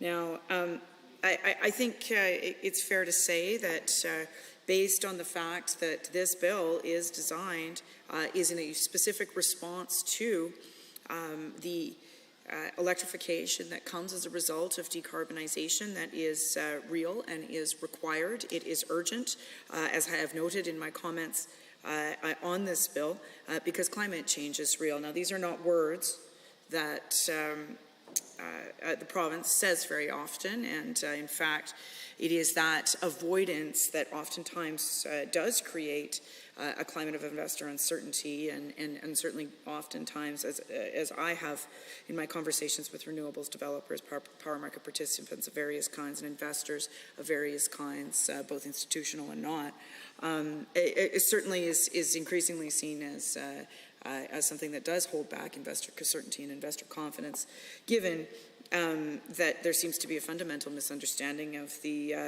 coal phase-out, the fact that the 12 of the 18 plants were phased out by Mr. Harper, and the Premier was at the table at that time. In fact, a couple of members of caucus, now the member for Fort McMurray, Lac-La-Biche as well.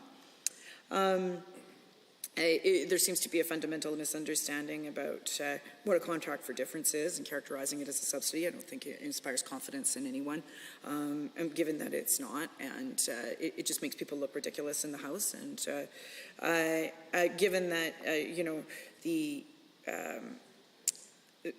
failure to commit to transparency on the industrial price, as is mandated by Section 2 of the Greenhouse Gas Pollution Pricing Act, that certainly is that failure of essentially courage to stand up to a climate-denying base within the party. It just doesn't inspire investor confidence or investor certainty, given that the industrial price is so intimately linked to the value of the offsets and the appropriate governing of the offsets market. It also does not inspire confidence or certainty when there still seems to be elements within the party, which has had it last week, a set of questions around essentially what was the government going to do to tell private landowners what to do with their land.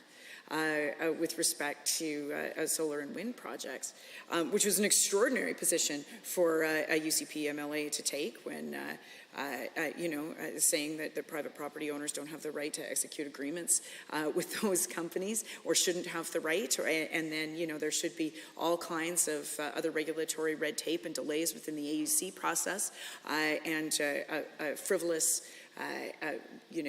blocking of the AUC regulatory process, frustrating new investment for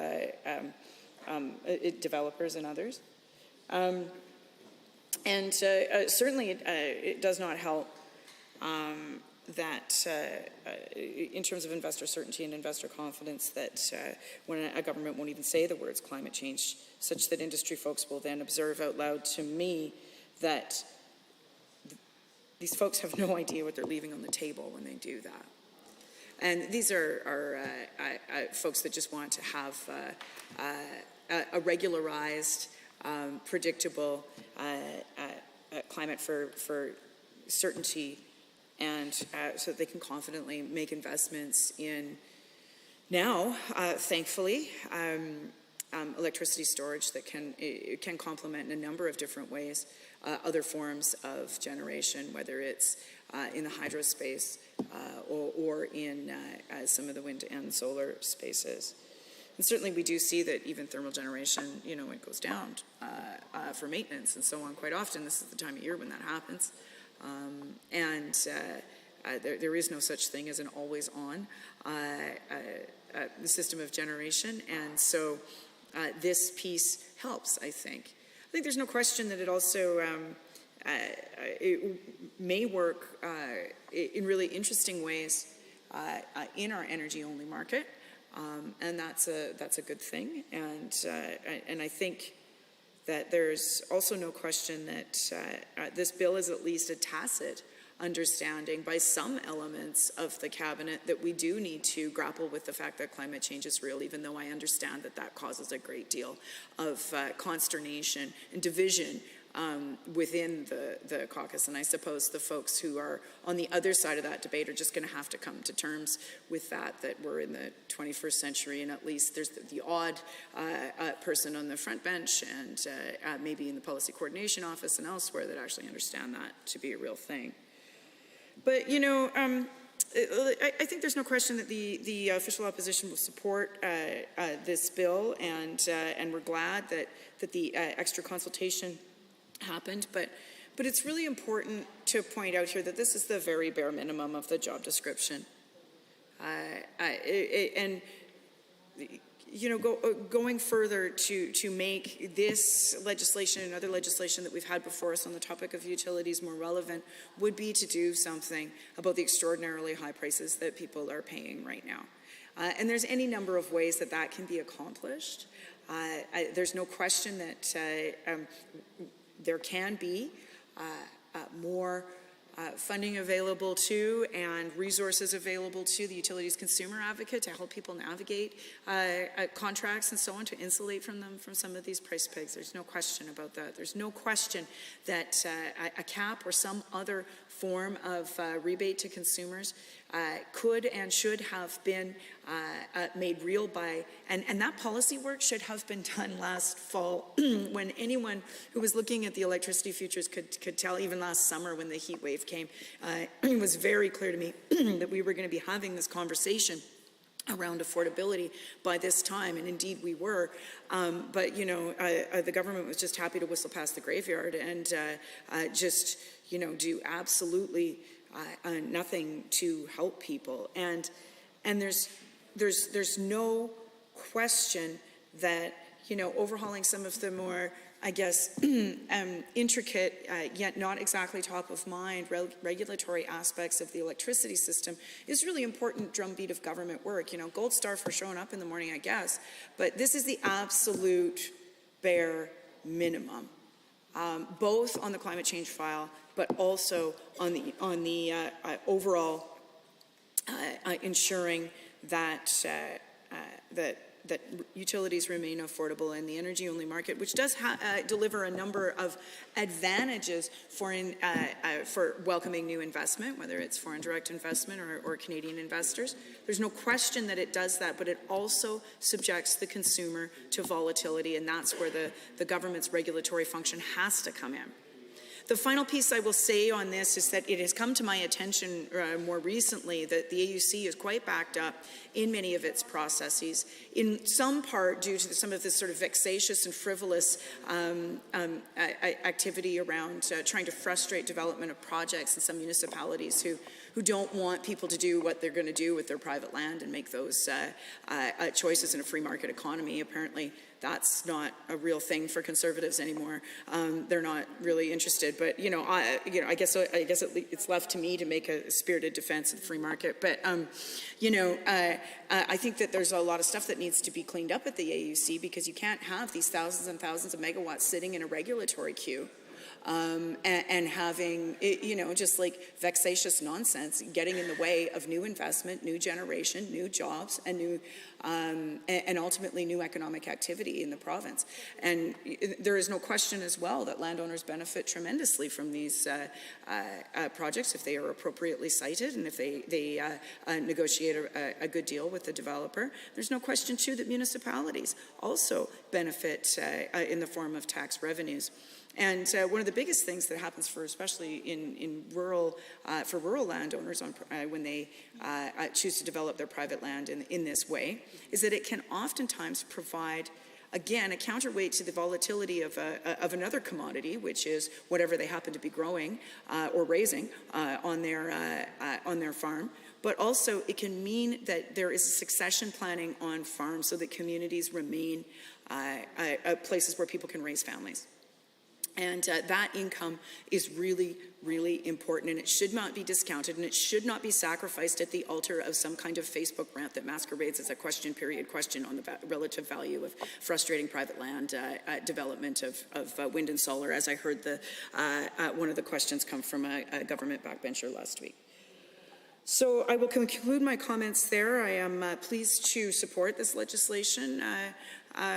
Madam Speaker, it's possible that some observers might think I took a roundabout way to get there, but it is not in my DNA to be overly complimentary to a Conservative, so I will not be in this instance. However, this is an important step forward for the overall management and regulatory framework for Alberta's electricity system. Thank you. Any other members wishing to join the debate? The Honourable Member for Edmonton Goldbar. Thank you, Madam Speaker. I'm pleased to rise and offer a few comments as well on Bill 22, the Electricity Statutes Amendment Act, at third reading. I want to thank my friend from Lethbridge West for her comments. I just want to say that I know that she is not particularly complimentary about Conservatives.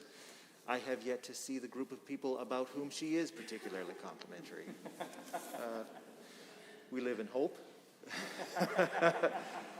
And I'm sure that one day we'll see some compliments come from the member from Lethbridge West. I suspect that I won't be receiving any from her anytime soon, though. I do want to thank her for raising some particularly important issues about what has driven the cost of electricity here in the province of Alberta, because I think she's given a much more honest analysis of what has driven the cost of electricity than the previous speaker, the member from West Yellowhead. Because I was shocked listening to the member from West Yellowhead start off his comments about saying that he was a power engineer and that he had all of this lived experience working in the electricity industry, and then he continued to spout all of the misinformation that the Associate Minister for Electricity has been given about the cost of electricity and what has driven that up over the last couple of years. Because, as my friend from Lethbridge West has pointed out, all of those things that the member from West Yellowhead raised as issues are minor in comparison to what is really driving the cost of electricity right now, and that is market power being exercised by the few electricity generators who are in the market. And that's not me saying that. That is the result of an independent analysis done by respected electricity grid policy experts at the University of Calgary School of Public Policy, particularly Blake Schaefer. The market power that is being exercised right now by the few electricity generators is what is causing the bulk of the increase in electricity prices. And what's incredibly frustrating, Madam Speaker, is that this exercise of market power, or economic withholding as we used to call it in the good old days, is legal. Our government made an attempt through the Alberta Utilities Commission to crack down on the use of economic withholding, to try to make sure that generators couldn't just raise the price of power because they had the power to do so, that they had to demonstrate clearly to the utility regulator that they had a financial need to raise that electricity prices. This government has scrapped that. The AUC has walked away from this crackdown on economic withholding. It's now perfectly legal the way it was before our government was elected. And what is the government doing about it? Nothing. And my friend from Lethbridge West raises the point about the fact that the Alberta Utilities Commission is overwhelmed with work, because we know that an important role that they play is to make sure that the market is functioning properly and fairly and in the interests of electricity consumers. They have the mandate and the power, if they choose to use it, to investigate the behavior of electricity generators, to see if they're charging fair prices, and they don't have the capacity to do that right now, even though they should be doing it. You know, I watched with great interest earlier this year the proceedings of the Alberta Utilities Commission with respect to ATCO generation and their dirty tricks trying to hide inflated costs to contractors and subcontractors by shifting that onto ratepayers. They ended up paying, I think it was a $30 million fine to the Alberta Utilities Commission for their shenanigans. And the only reason we know that that happened, Madam Speaker, was because a whistleblower at ATCO came forward with all of the information, laid out the case, had all of the emails, the paper trail was there, as easy to follow as anything else. So it was an open and shut case. When the Alberta Utilities Commission looked at it, it was quite clear that ATCO was up to no good. They issued them a fine, and hopefully that will repair some of the costs that were illegally transferred onto ratepayers because of what went on there. My question is, what other things are these electricity generators getting away with that we don't know about? The Alberta Utilities Commission should be conducting much more in the way of proactive investigations to understand whether or not the rate increases that electricity generators are foisting upon the people of Alberta are actually legal and warranted. That's what's going on here. Moreover, let's entertain the hypothetical world where the excuses that the Associate Minister of Natural Gas continues to trot out with when it comes to the cost of raising electricity. Well, he has the power to fix it, and he refuses to do so. Saying that we spent $1 billion on power purchase arrangements and $7.5 billion on upgrading the transmission system, well, that doesn't actually reduce the cost of electricity for people today. It's very easy to lay blame for what's going on. Trust me, I know. We've been doing that for the last 3 years. It's the easiest thing I've ever done in my life. Coming up with solutions that will make a positive difference in the lives of Albertans is much harder, and this government is completely unwilling to engage in that work. They can't even get a simple $50 check out the door. I was talking to some residents in Edmonton Gold Bar earlier today. They're at risk of losing their home because they cannot afford the cost of utilities going up, in addition to the cost of everything else is going up. The rent is going up, the cost of groceries are going up, the cost of fuel is going up. Even though the government scrapped the gas tax, somehow gas companies found a way to charge us just as much for gas as the day that the government announced that they were scrapping the tax. So the government promised people relief on their utility bills. And now we find out that we have to wait until December. And people are giving up hope that they'll ever see any help at all. Because in one moment, the Finance Minister and the Associate Minister of Electricity talk about the rebates that are coming, and in the next moment, the Finance Minister stands up and says, well, we can't give more money to people in this inflationary environment. people are left on their own, I guess, in the view of the Finance Minister and the Associate Minister of Electricity. They're certainly not getting the help that they were promised.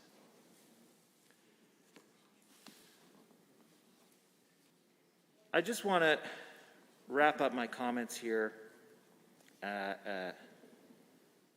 by saying that the opportunity for electrification is one of the greatest opportunities that faces the province of Alberta right now as we transition to a low-carbon economy. I believe that this bill starts the work, but there is much more that needs to be done much more quickly. And what will happen if we rapidly move to electrify everything in Alberta, transfer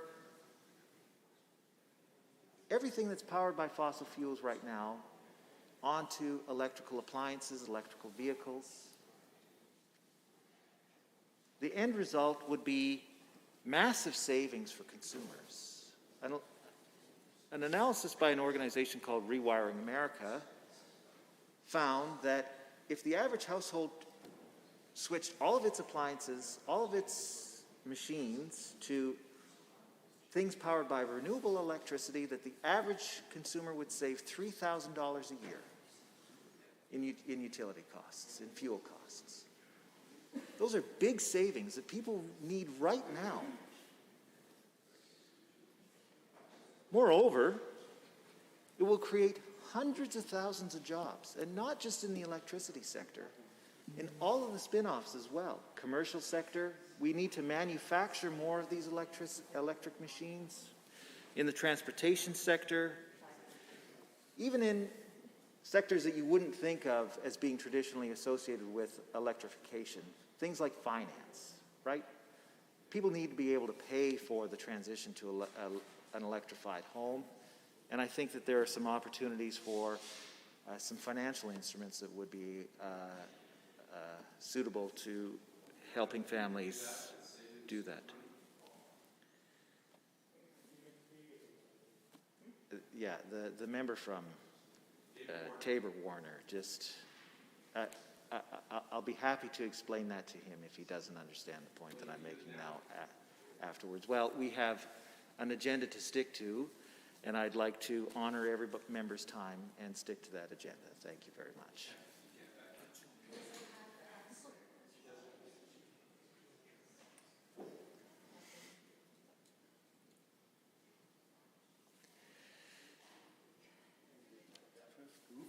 Anyway, this is important work. People will save thousands of dollars. We'll put hundreds of thousands of people to work. We will significantly reduce the amount of greenhouse gas emissions, which is urgently, urgently required. Let's get on with it. So for that reason, Madam Speaker, I'm voting in favor of this bill. Thank you very much. Oh, sorry. No, sorry. I still have some time left, Madam Speaker. With that time, I would like to move to adjourn debate on Bill 22. Heard that motion. All those in favor, please say aye. Aye. Any opposed, please say no. That is carried. Under Government Bills and Orders for third reading, Bill 20, Justice Statutes Amendment Act 2022, the Honourable Mr. Shandro. The Honourable Member for Grand Prairie. Madam Speaker, it's a pleasure to rise this evening to move on behalf of the Minister of Justice and Solicitor General, third reading of Bill 20, the Justice Statutes Amendment Act 2022. This bill proposes a handful of housekeeping amendments meant to keep our province's legislation up to date for Albertans, nothing more. To repeat what was said when the bill was introduced originally, it's the government's responsibility to keep legislation relevant with the times to meet the needs of our province. Before I continue, I'd like to summarize what was presented at Bill 20's second reading. If passed, the Justice Statutes Amendment Act would amend 5 pieces of legislation. The amendments would complete the following changes. First, it would change the Corrections Act to make Alberta Parole Board remuneration consistent with other government agencies, boards, and commissions. Secondly, it would alter the Justices of the Peace Act to streamline the process for making JPs part-time or full-time. Thirdly, it would update the Missing Persons Act so police can complete associated tasks with minimal delay. Fourth, it would change the Victims of Crime and Public Safety Act to clean up outdated wording and make language more sensitive to grieving families. And finally, it would update the Youth Justice Act to keep the wording of the legislation in line with changes the federal government made to Canada's criminal code. Madam Speaker, during debate, a number of questions were raised about the victims of crime. As previously discussed, our government is committed to ensuring victims of crime have access to the help they need and when they need it. Bill 20 does not impact this commitment whatsoever, Madam Speaker. In our work to serve Albertans victimized by crime, we heard firsthand that the previous financial benefits program could take too long to access and didn't always provide enough urgent assistance for those coping with trauma. Albertans told us about gaps in services and supports for victims of crime, and that's why we are developing a new model to make sure victims are supported throughout their involvement in the justice system. With the closure of the financial benefits program, the Criminal Injuries Review Board, which reviewed decisions made under that program, is no longer needed. The changes proposed in Bill 20 align provincial legislation with the closure of this board, nothing more. To be clear, we are finalizing plans to improve programs and services to continue to support victims of crime well into the future. At this time, the emergency-based programs have a 45-day limitation to apply, but a victim under extenuating circumstances may apply for an extension. All victims of crime continue to have access to the many resources offered by local victim service units, such as the following, Madam Speaker: information on the criminal justice process and court-related updates, assistance in understanding the rights of victims of crime, and help accessing referrals for specialized supports and community resources. The Minister expects to share more information on this new model that will enhance victim services later this year, Madam Speaker. And so, Madam Speaker, with these points in mind and with no concerns noted on the other portions of this legislation, I would like to underscore that Bill 20 would help update and take care of the noteworthy details of several important pieces of provincial law. Part of providing Albertans with consistent, effective access to justice is looking after the small things, doing the housekeeping work that's necessary to keep things in good working order. I hope members on both sides of the House will join me in supporting this legislation, and with that, Madam Speaker, I'm pleased to move third reading of Bill 20. The members to join the debate. The Honourable Member for Edmonton Manning. Thank you, Madam Chair, and pleasure to rise to speak to third reading of the Justice Statutes Amendment Act. And I was listening to the Honourable Member while she was making her comments in regards to the government's perception of how this is just simply housekeeping. Now, I'm a little concerned that once again, we see a piece of legislation that's being introduced in the House that the government just perceives as being housekeeping, that really is finalizing the decisions that the government made under Bill 16, which was to basically abolish the current Victims of Crime Fund and any types of supports that individuals across Alberta could access or need supports if they're ever in a situation where they are a victim of crime. Now, the obvious issue with this is that we know that since Bill 16 was introduced in 2020, so 2 years ago, a big percentage of the funding that was allocated through fines and charges that, penalties that were leveraged by the courts, that fund was then transferred, or those fines that were paid, that money was then transferred into a victim of crime fund. Now, that's long-standing. We know that there was an expected $40 million annually that was to be raised and put into that fund. And we know that in 2020, when this was changed, there was about $74 million of surplus that was in that fund. We know since that time that that money is now being used to pay for more prosecutors and police officers. That money that was allocated to provide supports to individuals that were victims of crime is no longer available. Now, the member opposite mentioned that, stay tuned. The government is finalizing a plan about what they're going to do to provide supports for people that have had to access the Victims of Crime Fund. Well, I find that disappointing, given that the legislation that was introduced, Bill 16, that made sweeping changes to the Victims of Crime Fund was written and introduced into this House in 2020, 2 years ago. And we still are in a wait and see. We have an announcement coming soon. At some point, there will be a new model that will be developed. And the government is finalizing the plans. Well, why then do we have Bill 20? This current piece of legislation that we are debating this evening that is solidifying the changes that Bill 16 introduced 2 years ago is now being brought into this House with, once again, no finalized plan, no new model, no vision by this government about how they're going to support individuals that are victims of crime. But hey, let's legislate everything. Let's change it all. Let's solidify the regulations and the changes that we've made under Bill 16, even though we know as a government that they're not ready. Clearly, just said that. There's no plan yet. It's not ready to roll out. But let's introduce Bill 20. Let's solidify those changes. Let's impact individuals that are currently in need of supports.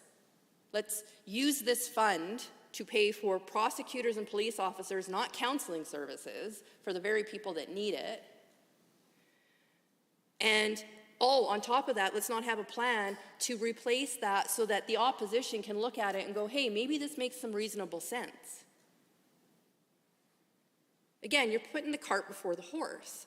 It is an ongoing theme by this government to introduce legislation, to change red tape, as they so call it, to make sweeping changes with programs that support Albertans in their time of need, and then have absolutely no vision or plan to fall back on. We'll make the changes, we'll figure out the consequences later, we'll create a plan, and maybe before the next election, there'll be something in place. Why would the government introduce these pieces of legislation if they weren't ready? Why do Albertans continuously have to face the consequences of poor planning by this government? Because that's what it is, it's poor planning. Someone drafted legislation, said, hey, it's ready to go. I'm sure somebody else in the background said, okay, but we don't actually have the tools in place yet. Hold on, we shouldn't do this.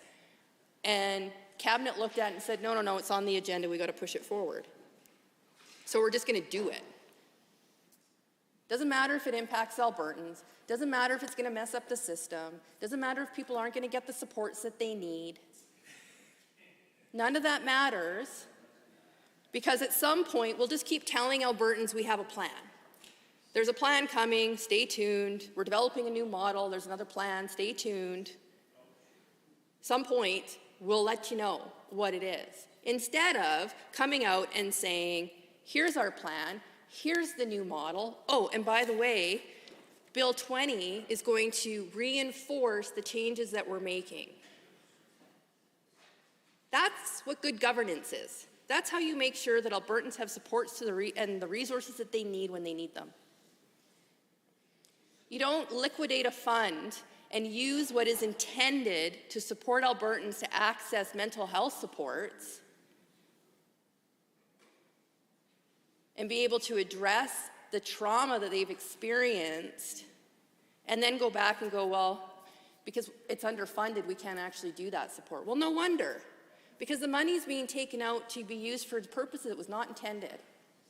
And people aren't being able to access the supports that they need, or they're giving limitations, or there isn't enough services around. So I appreciate we're in third reading and the government's going to make the choices that they're going to make. But I will again remind the government that at some point it would be great for Albertans to actually have a plan before they legislate, so that they know where this government is going, so that they feel confident that the choices that this government is making actually helps Albertans. But it doesn't, and this is a continuous theme, and this is why Albertans are continuously frustrated with the fact that this government doesn't have a vision, that they can't be trusted in making decisions because they never validate or demonstrate the work and where they're headed. They just expect Albertans to have blind faith. Trust us. A plan is coming. We're developing a new model. Just trust us. Well, the reality of it is when people are in crisis, when they depend on the supports, when they know there's a budget assigned, Albertans don't trust it because they know that the government will try to use that fund for something else. Prime example, prosecutors and police officers, not counseling services, and maybe we'll see some supports. But for now, we won't. And so I will not be supporting this piece of legislation because, once again, until I see a plan from this government, until the finalized plan can be presented to Albertans and I can do good consultation and talk to Albertans about whether or not they think that those services are going to do what this government is implying is going to happen, this piece of legislation is not genuine in the support that needs to be provided to Albertans. And with that, I will close my remarks. Are there others to join the debate on Bill 20? The Honourable Member for Calgary, Bular-McCall. Thank you, Madam Speaker. I rise to speak to this Bill 20, and as was mentioned by the mover of the bill, that it changes 5 pieces of legislation.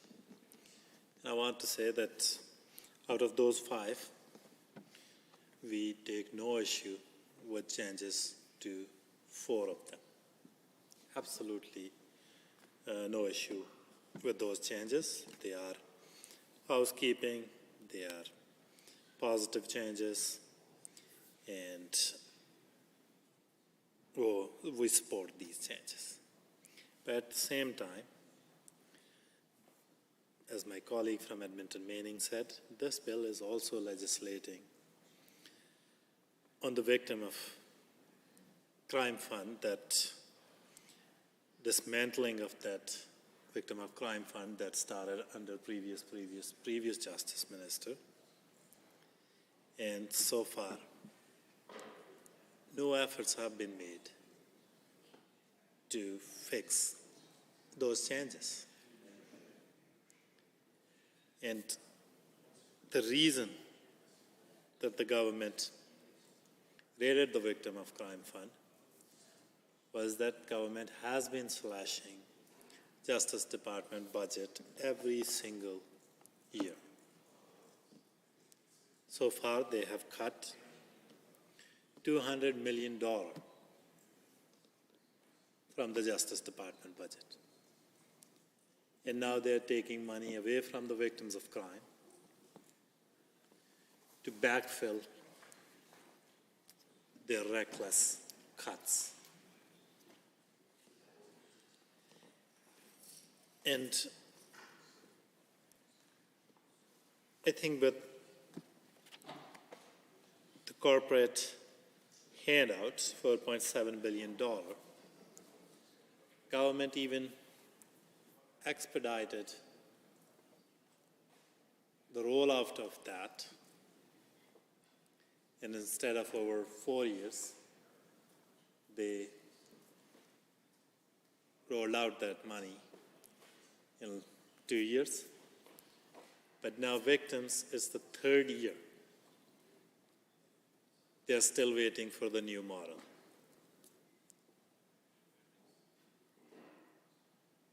They're being denied support that they need to recover and heal. They've been waiting for over 3 years. And the changes that government made to the Victim of Crime Fund, not only that they took money away from the victims of crime, diverted it to other initiatives to backfill their reckless cuts, they also reduced existing supports while they are consulting. And they also put stringent timelines, reducing them from 2 years to 45 days for victims to get their stuff together and apply for the benefit. Otherwise, you're out of luck.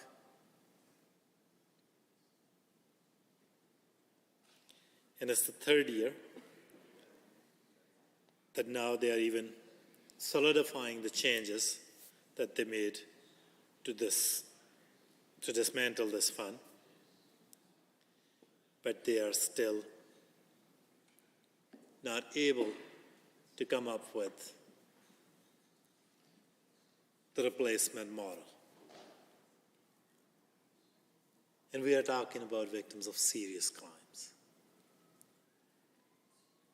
Those who have been assaulted physically, sexually. Those who have witnessed murders. Those who have witnessed horrible crimes. Now they are getting less support because of this government's incompetence,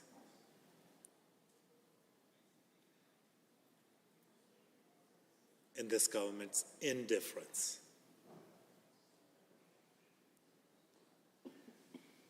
Because they think it's more important for them to solidify their changes, but victims can still wait.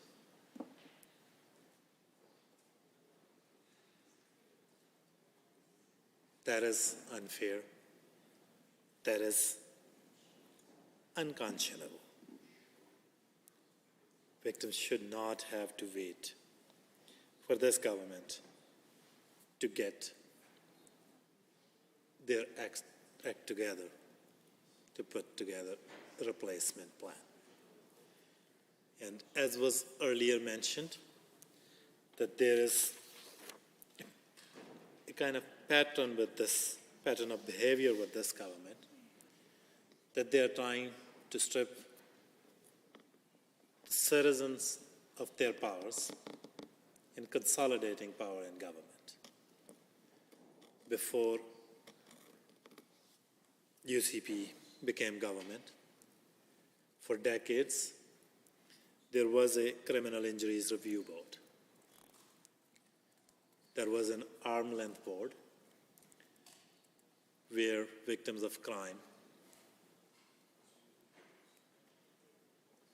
can go and seek redress. They can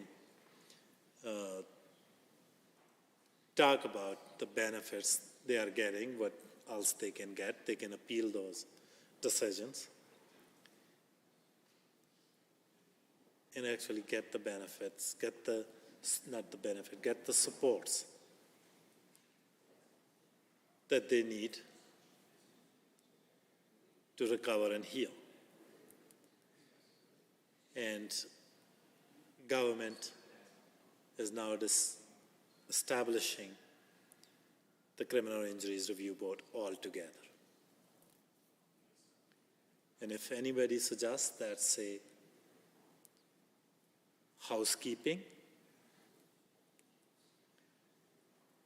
please do talk to some victims of crime. Do talk to organizations supporting victims of crime. Not one organization across this province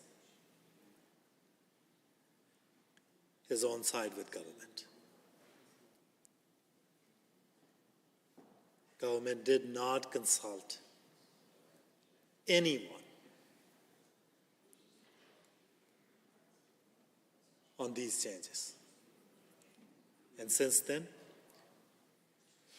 we have heard from many victims directly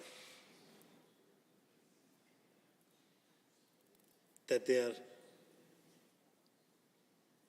being denied supports.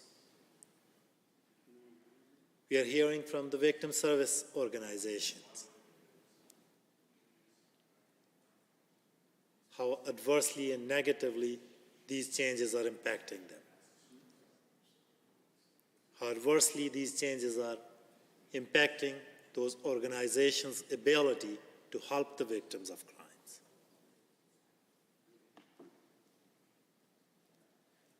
Not one of them was consulted on these changes. Not one organization across this province stood with the government to support these changes. Because these changes should not be supported. These changes were not made in the best interest of those who benefit from this fund. These changes were made to backfill for this government's reckless cuts. This fund was raided to provide for the cuts this government made to Justice Department. These changes were not made keeping in mind the victims of crimes. And instead of stripping the victims of crime of supports that they need to heal, there are many other things that this government could have done. We have tens of thousands of cases in our court system that are being delayed. One, because of Jordan decision. Two, because of pandemic. And three, because of this government incompetence. That are at risk of being thrown out because of the timeline set in the Jordan decision. Thousands of those cases.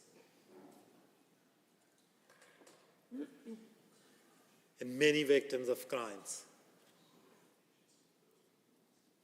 may not see a day in the court.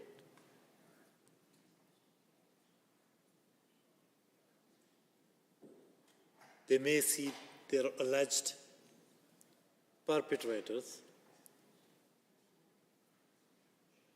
walk free because government did not prioritize issues facing our justice system. They were busy taking supports away from the victims of crimes.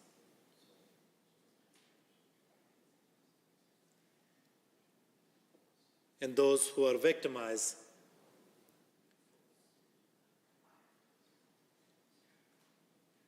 not only that they are not getting supports from this government,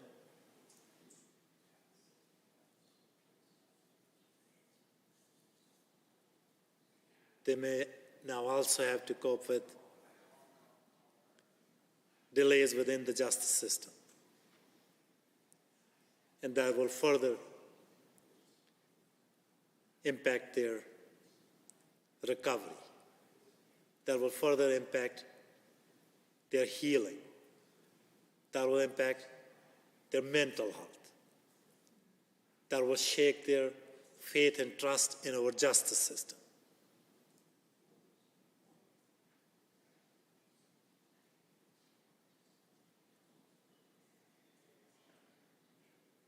They deserve justice in a timely fashion.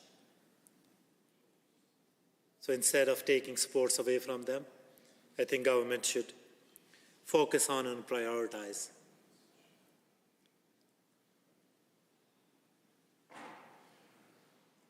processing of cases in our justice system.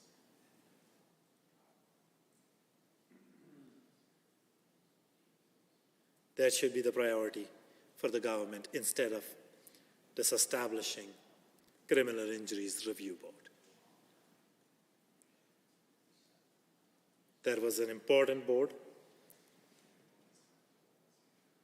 where citizens could go to fellow citizens and talk about their needs, talk about what they need for their recovery, talk about what they need for healing. They don't have to come to this government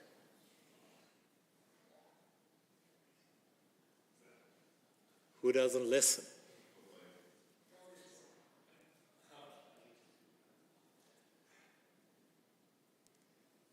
So, Madam Speaker, the changes, I want to say categorically that changes relating to Corrections Act, Justice of Peace Act, Missing Person Act, Youth Justice Act, we support these changes. But we cannot support the changes that are contained in this piece of legislation that relate to victim of crime fund. Because these changes are adversely impacting the victims of crime. These changes are negatively impacting their recovery and healing, and victims of crimes deserve far better from this government. Sports should not be taken away from them. They should be provided all the support they need for recovery and healing. And this bill takes those sports away from victims of crime. And that's the part of the bill we are opposed to. And we will certainly be opposing it. I will be voting against it. And I urge all members of this House that vote against these changes. Government should have others that perhaps there's another member that has time left that could move to adjourn debate. The Honourable Associate Minister of Mental Health. Thank you, Madam Speaker. I'd like to adjourn debate. Thank you. And all those in favour, please say aye.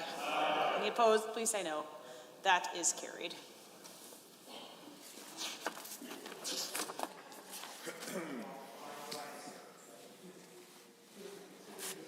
For second reading, Bill PR2, Calgary Heritage Authority Amendment Act 2022, Mr. Nixon. The Honourable Member for Calgary-Klein. Thank you, Madam Speaker. I rise tonight to move second reading of Bill PR2, the Calgary Heritage Authority Amendment Act 2022. For those unfamiliar with this organization, I just wanted to share a little bit about their mandate. Their role is to advise City Council on all matters relating to Calgary heritage, evaluate potential historical sites, maintain Calgary's inventory of evaluated historic resources, and promote public awareness of shared heritage. Madam Speaker, the greatest thing about preserving history is our ability to reflect and learn. Heritage Calgary has over 800 evaluated historic resources. The language that's in this bill reflects that term, an inventory of evaluated resources. Think about that for a second. Over 800 evaluated resources. I actually had the opportunity to explore a little bit on their app earlier today, and I actually had the privilege of working a number of these heritage sites over my career, and also grew up in one of these sites. First of all, First Baptist Church, actually, which was built in 1911, was the location where the Mustard Seed was founded. Also happens to be the church I grew up in, was dedicated in, baptized in, and was eventually married in. So that's one of the heritage sites that they protect. And then the Mustard Seed moved from First Baptist Church over actually to the Northern Electric Co. warehouse. And there it continues to operate in that heritage site. About 12 years old is when we moved into that building. I remember running around exploring the unique hallways and crevices of that unique building. After I left the Mustard Seed, I ended up at the Boys and Girls Clubs of Calgary, and they operate out of the Rutledge hangar in Renfrew, which was built in 1929. So most of my career, I've actually had the opportunity of working in heritage sites, and so I can speak firsthand about the need to be able to preserve these great locations. And I encourage all members, especially those from Calgary-Klein, to go check out the website and take a look at it. Even in Calgary-Klein, I was able to see a number of great heritage sites, including the Tuxedo Park School, which was built in 1920, and Canada's Martyrs Catholic Parish in Collingwood, which was built in 1967. which is where my kids actually go to do all of their band and choir activities from their school. So anyway, just a neat thing and an opportunity for us, I think all members of this House, to go and explore Calgary's heritage and give a big thanks to Heritage Calgary for the work that they do to be able to preserve that. So obviously that's a lot of sites to keep track of and to preserve for future generations. Heritage Calgary's CEO Josh Traptow and his team and the Board of Directors all deserve our gratitude for the work in preserving our history and making these resources user-friendly for all Albertans. You can visit the organization's website and see a map of the over 800 historical resources I was mentioning. They're all plotted in a very user-friendly map, so check it out. Learning more about Calgary's heritage is right at your fingertips, Madam Speaker, so check it out. Heritage Calgary also offers walking tours to some historic sites, has annual awards, and has a Historian in Residence program. Its work cannot be overstated. We also need to work to make sure that this not-for-profit organization is fully empowered to fulfill its mandate, and I believe that's what this bill is doing.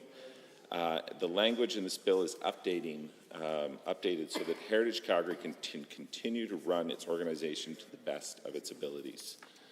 The instrumental work of Heritage Calgary and the educational value of this organization is another part of its work that I need to highlight.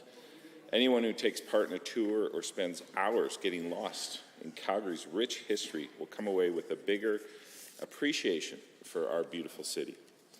If you're ever inclined, head to www.heritagecalgary.ca and check out the interactive map and see which one of the 800 sites that you want to learn more about.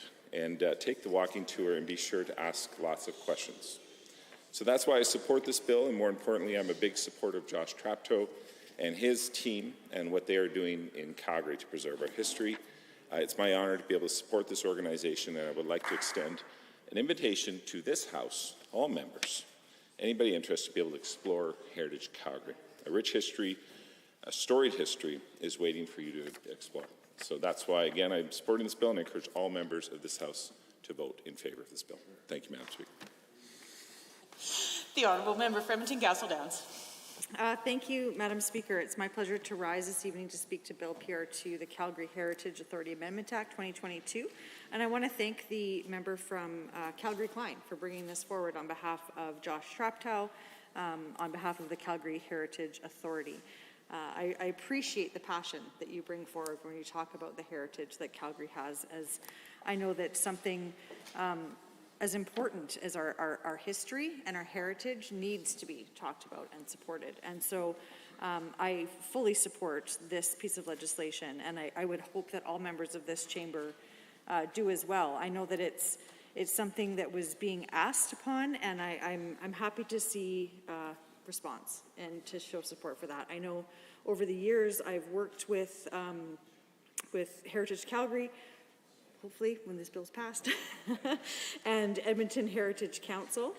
In my role as the military liaison for the government, we did quite a few partnership things through the Edmonton Heritage Council.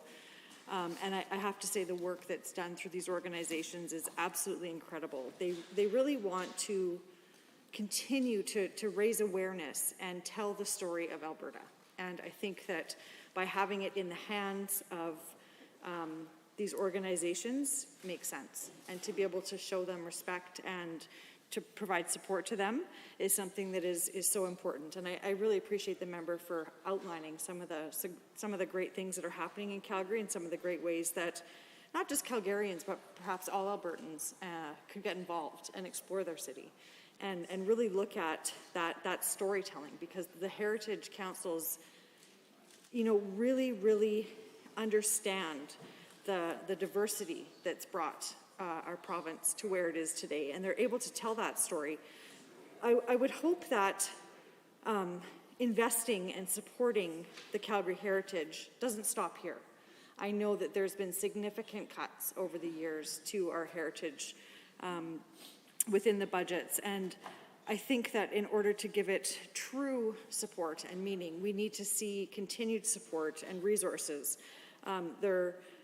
they're incredible storytellers for our province. They want to make sure that our history is preserved and captured and then available for all to explore.